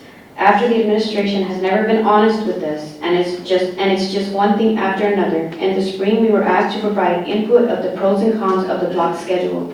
The admin told us they would release the information to help us with our vote. They never did. It was so bad. When we had the vote, the principal told us he and the superintendent would only implement the block schedule if 75% of the teachers voted for it. Any less, and it would not be implemented. The vote was 64% in favor. The principal said he had spoken with the superintendent and they felt that it was enough for them to feel comfortable going forward with the schedule. Now our teacher evaluations are tied directly to the success of implementing the block schedule successfully. The T-test evaluation is designed to rate teachers on their performance. There is no area for evaluation of the teacher's schedule due to all of the different school schedules within the state. But the vice principals made it very clear that what they expect to see, and when they walk in for our T-test evaluations, I'm sorry, I can barely see it.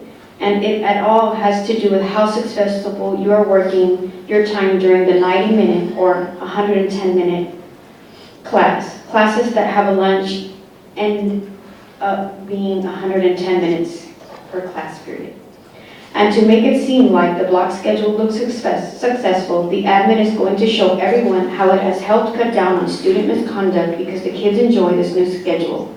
In the past, if a student misbehaved, the teacher was to send the kid to the disciplinary center and then write up a ticket list offenses such as profanity, disrupting the class, and fighting. But this year, the teacher cannot do so.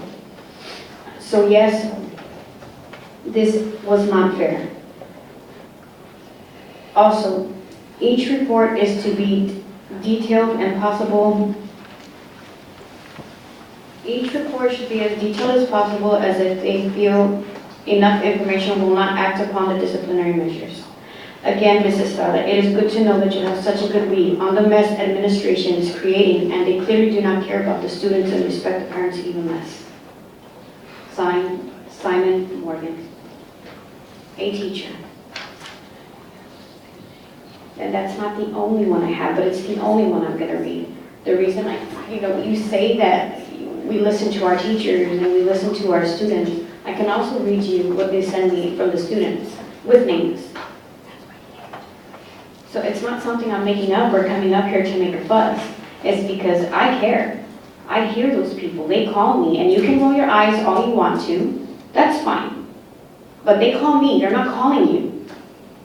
And like I said in my statement, I don't fear standing up here for them because that's what I'm here to do.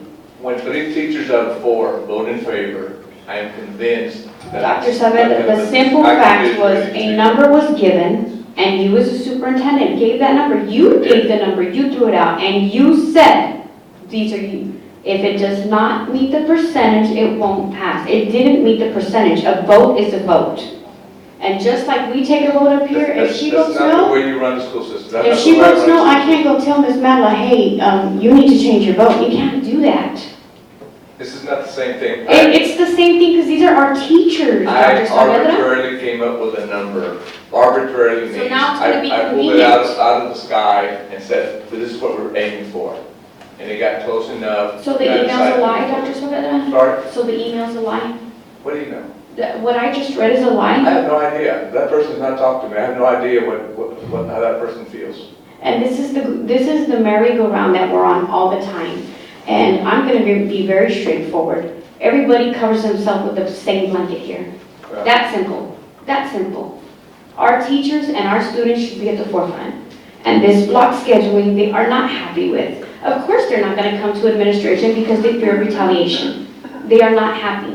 It works great for your band, it works great for your art program, it works great for your electives. That's wonderful, your culinary. But these classes are very long. These teachers are only getting a conference period, what, twice out of the week?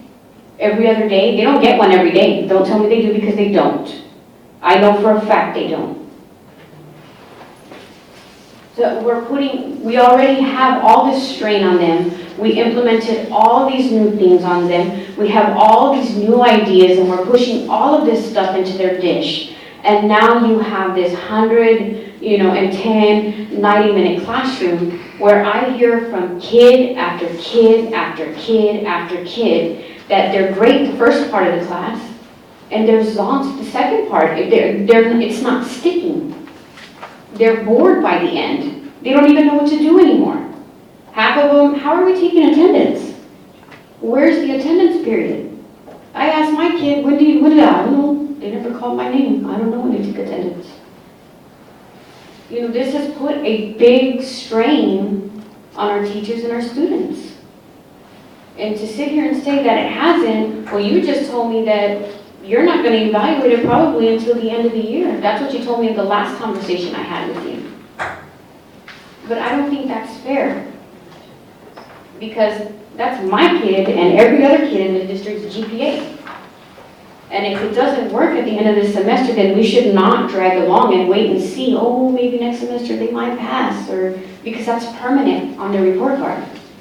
When you're saying that's not the way the school district works, well, I don't want a superintendent who's going to take chances with my child's or any other child's GPA because you want something to work.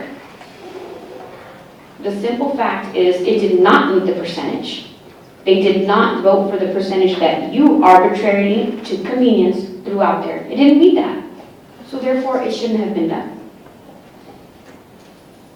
That's all I have to say. Mr. Mata. It has been stated at this board many, many times that one board member cannot direct the superintendent what to do. I'm not directing you, There Mr. is Mata. an issue of board governance with what you're trying to do.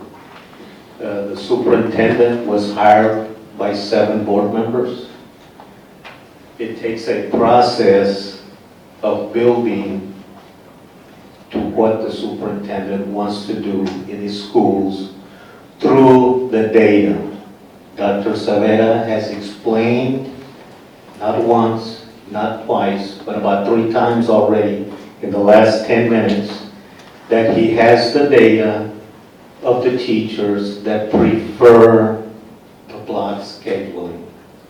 As far as I'm concerned, this issue is board governance. And that's all I have. Mrs. Rao. I'm not telling him what to do. I am asking him to keep his word to the teachers that was given and that they go by the survey. And the percentage was not met. I'm not telling him what to do, and I made it very clear, and I didn't get this illegally, by the way, because I got written up in the last report, which was not illegal the way I obtained my information. It was given to me. I didn't walk out of the school district. But I'm not telling him what to do. I'm asking him to keep his word, just like he holds our teachers to a standard and to do what he expects of them. When you give something to our teachers who are in the trenches, who are educating our children, and who do the work, when you give them a word, stand by that word. You expect them to stand by theirs. So I'm not telling, I'm asking, stand by your word, because they're unhappy. Of course they're not going to come. They fear coming here. That's why everybody calls my phone, because I won't give a name. They fear coming here. And I get hit over and over by the conservator, and I get hit over and over by the superintendent that, you know, it stays anonymous for a reason, because they fear. I'm not going to sit here and make something up just to make it, and it's not about elections. This chair's not about me. It's not. It's about doing the right thing. And apparently for a long time now, we've had a problem doing the right thing. Your word is your word, and I would hope that you would keep your word.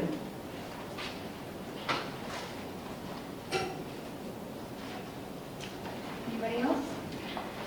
Okay. Miss, this was your item. Is it just a discussion item? Yeah, I can't direct him to do anything. As he's made very clear, he calls the shots.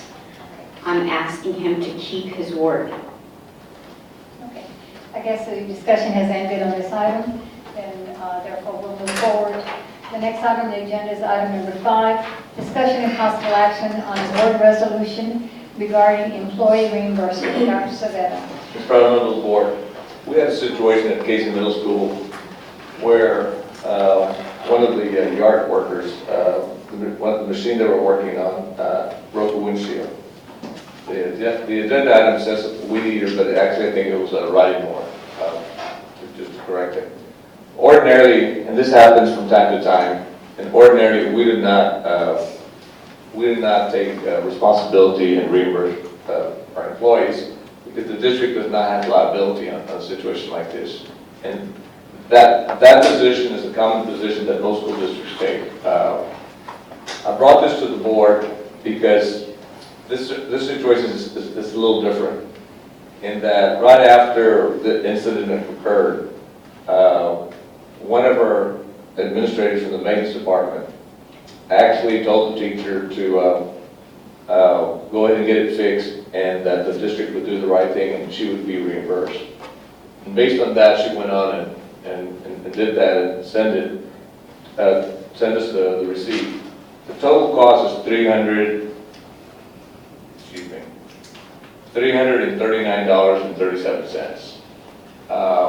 I ordinarily would not recommend that we approve this, but under the circumstances, I'm asking for the board to approve the resolution as attached to this agenda item, and that allow the district to reimburse this teacher the $339.37. As a follow-up, we will be sending out a statement that will ask all employees to sign off, that give them notice that basically they park in our parking lots, whether it be this building or school or whatever, wherever it might be, at their own risk. The district does not have liability in reference to any kind of loss or damage to their vehicles. And I'll ask them to, sign off that they received that notice. In the future, we'll put it into the employee handbook every year so they can be reminded. It's not an unusual position for districts to take because, again, there is no liability to the district. And adopting this resolution would be one way to be able to reimburse this one teacher. Board members, any questions? Did the, I'm sorry, go ahead. Did the maintenance person who authorized the payment, did that person get written up? I don't know if it's The person was said, yeah, go ahead, we'll pay for it.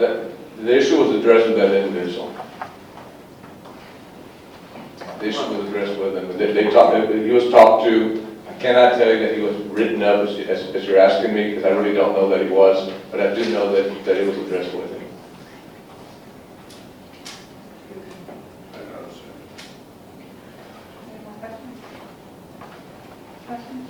I do Let me stick my 2 cents in. Let me ask a question first, Mr. Jones. Obviously, whoever it was took it upon himself to authorize the payment.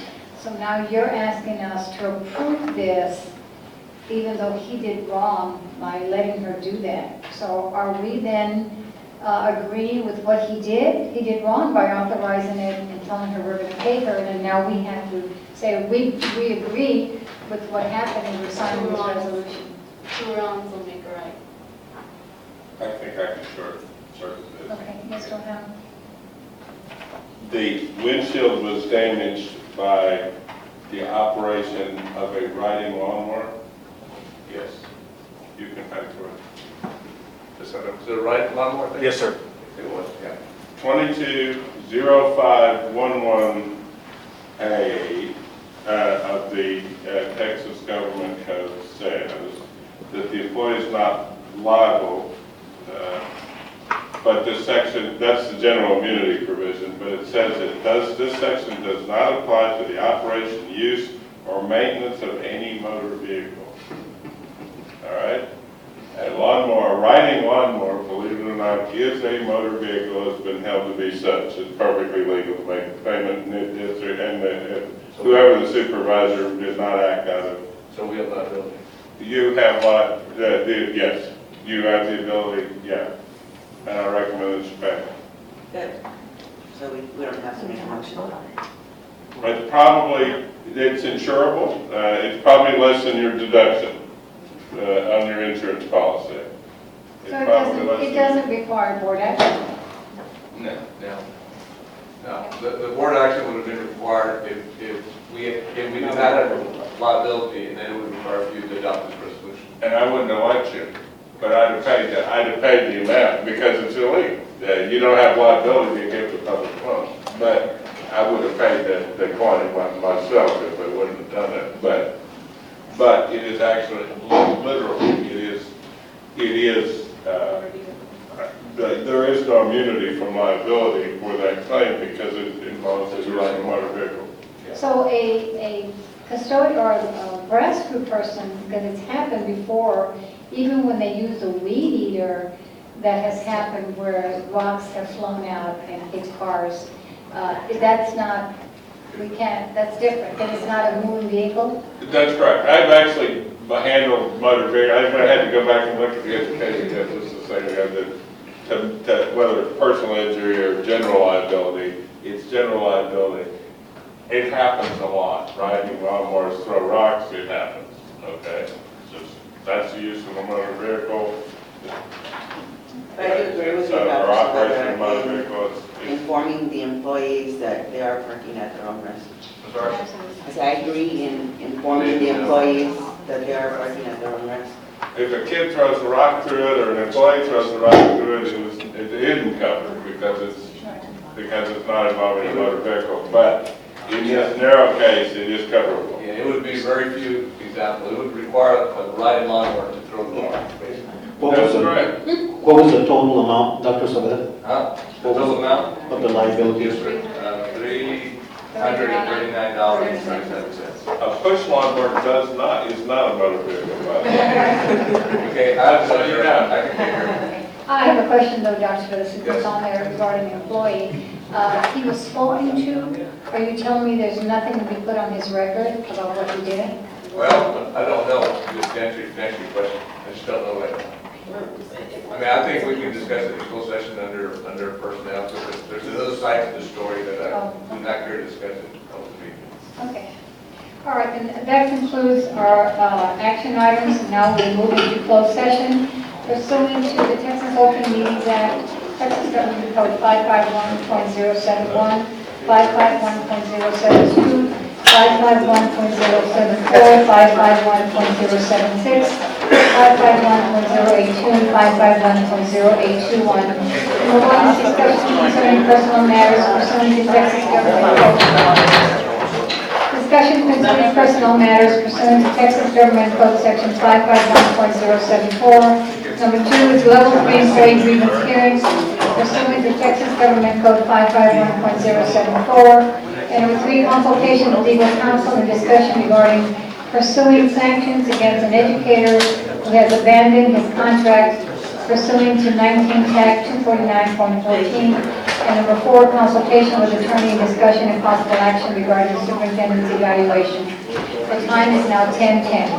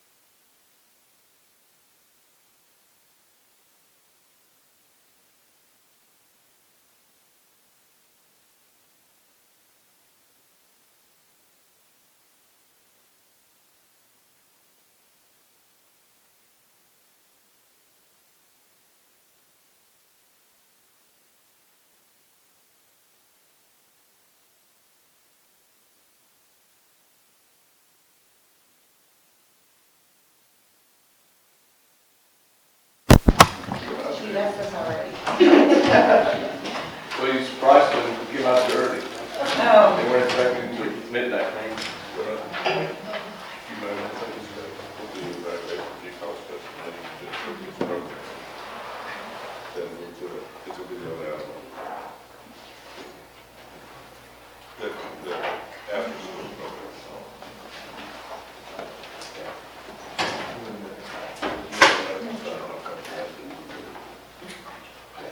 So you have to go through some.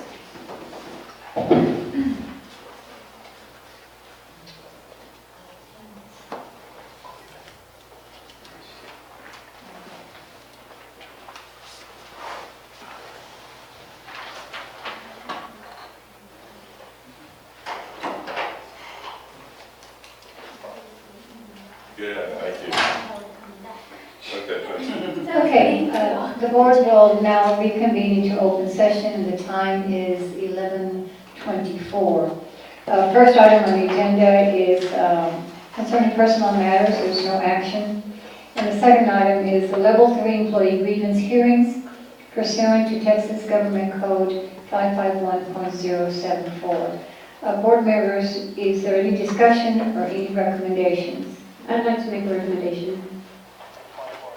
I'd like to recommend that the superintendent accept the request of Maria Araquin, but I'd also like to make it very clear that this is solely the decision of the superintendent and not the board. I can make the recommendation, but as a board, we cannot make that decision. That it solely falls in the hands of the superintendent. Legal counsel, I think, for clarification, please. Yes. The employee in question is not a contract employee, doesn't have a professional contract under the Texas Education Code. Because of that, and because of the board policy, which has delegated the hiring and firing authority with respect to non-contractual employees to the superintendent, and because that policy cannot be changed because there is a provision in the superintendent's contract that says he has that, well, during the course of that contract, the right to hire and fire non-contractual employees. The board is not authorized to overrule that decision of the superintendent unless they found active discrimination under district policy DIA local. There's been no such evidence presented, nor was there any allegation of that contained in the grievance. So the board's authority with respect to that, you make a recommendation, but there's no basis to overturn the superintendent's decision. Thank you, Mr. O'Hanlon. The next item on the agenda was consultation with legal counsel regarding pursuing sanctions against an educator who has abandoned his contract. Is that an action item, Dr. Sullivan? Yes, ma'am. The recommendation is that the board approve the superintendent's authority to seek sanctions against the educator that abandoned her position. Okay, do I hear a motion? Let me clarify that a little bit. The superintendent, the board's authority, you have to specifically vote to authorize the pursuit of the same. Essentially, you have to do two things. Not accept the resignation, and two, specifically authorize the superintendent to file a job abandonment complaint with State Board for Educator Certification. There's two things that go hand in hand. So there's two motions that have to be made? No, you can make them both together. Both in one. So one is to not accept the resignation? Not accept the resignation. And the other is to authorize the superintendent to pursue A job abandonment complaint with the State Board of Educator Certification. Okay. Which in return takes away their certification for the year, correct? I'm sorry? It takes away the certification for the year, once that's done. The board can make a decision about. If we vote on that legal, that means that the certification will be taken away for the rest of the year. She can't teach anywhere else, he or she, correct? That's the sanction. If SBEC approves it, accepts the recommendation from the district, that's correct. They sanction the certificate. They can't work all year long. For a year. But there are other options available to SBEC too. It's not automatic. They have to take the case. There's SBEC's got a lot of stuff that goes on, but they cannot initiate that process unless they get a complaint approved by the Board of Trustees. Okay, well, I have a motion. Do I hear a second? Second. Second by Ms. Ostigi, motion by Ms. Prado. All in favor? Aye. Opposed? Motion passes. Okay, the last item is consultation with attorney and discussion and possible action regarding the superintendent's evaluation. Mr. O'Hanlon. Can I table this? I think the, It is 11:30. Do you want to start on that? Do you want to start on that now? The state law says that that has to be done every 14 months. We still have a little bit of time with respect to that. In light of the hour, Madam Chair. Yes. the evaluation is now somewhat over 40 pages. The item will be brought back at the next board meeting for discussion. Okay. All right, and that concludes the business at hand. Do I hear a motion to adjourn? Motion to adjourn? I have a motion and a second. The time right now is 11:29. Meeting adjourned.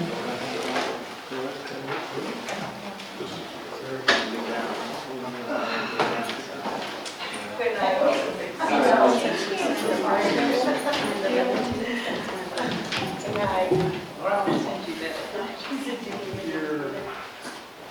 Good night.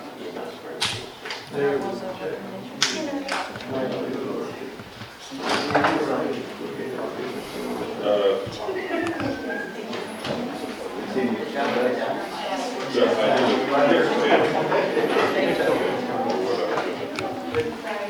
I do.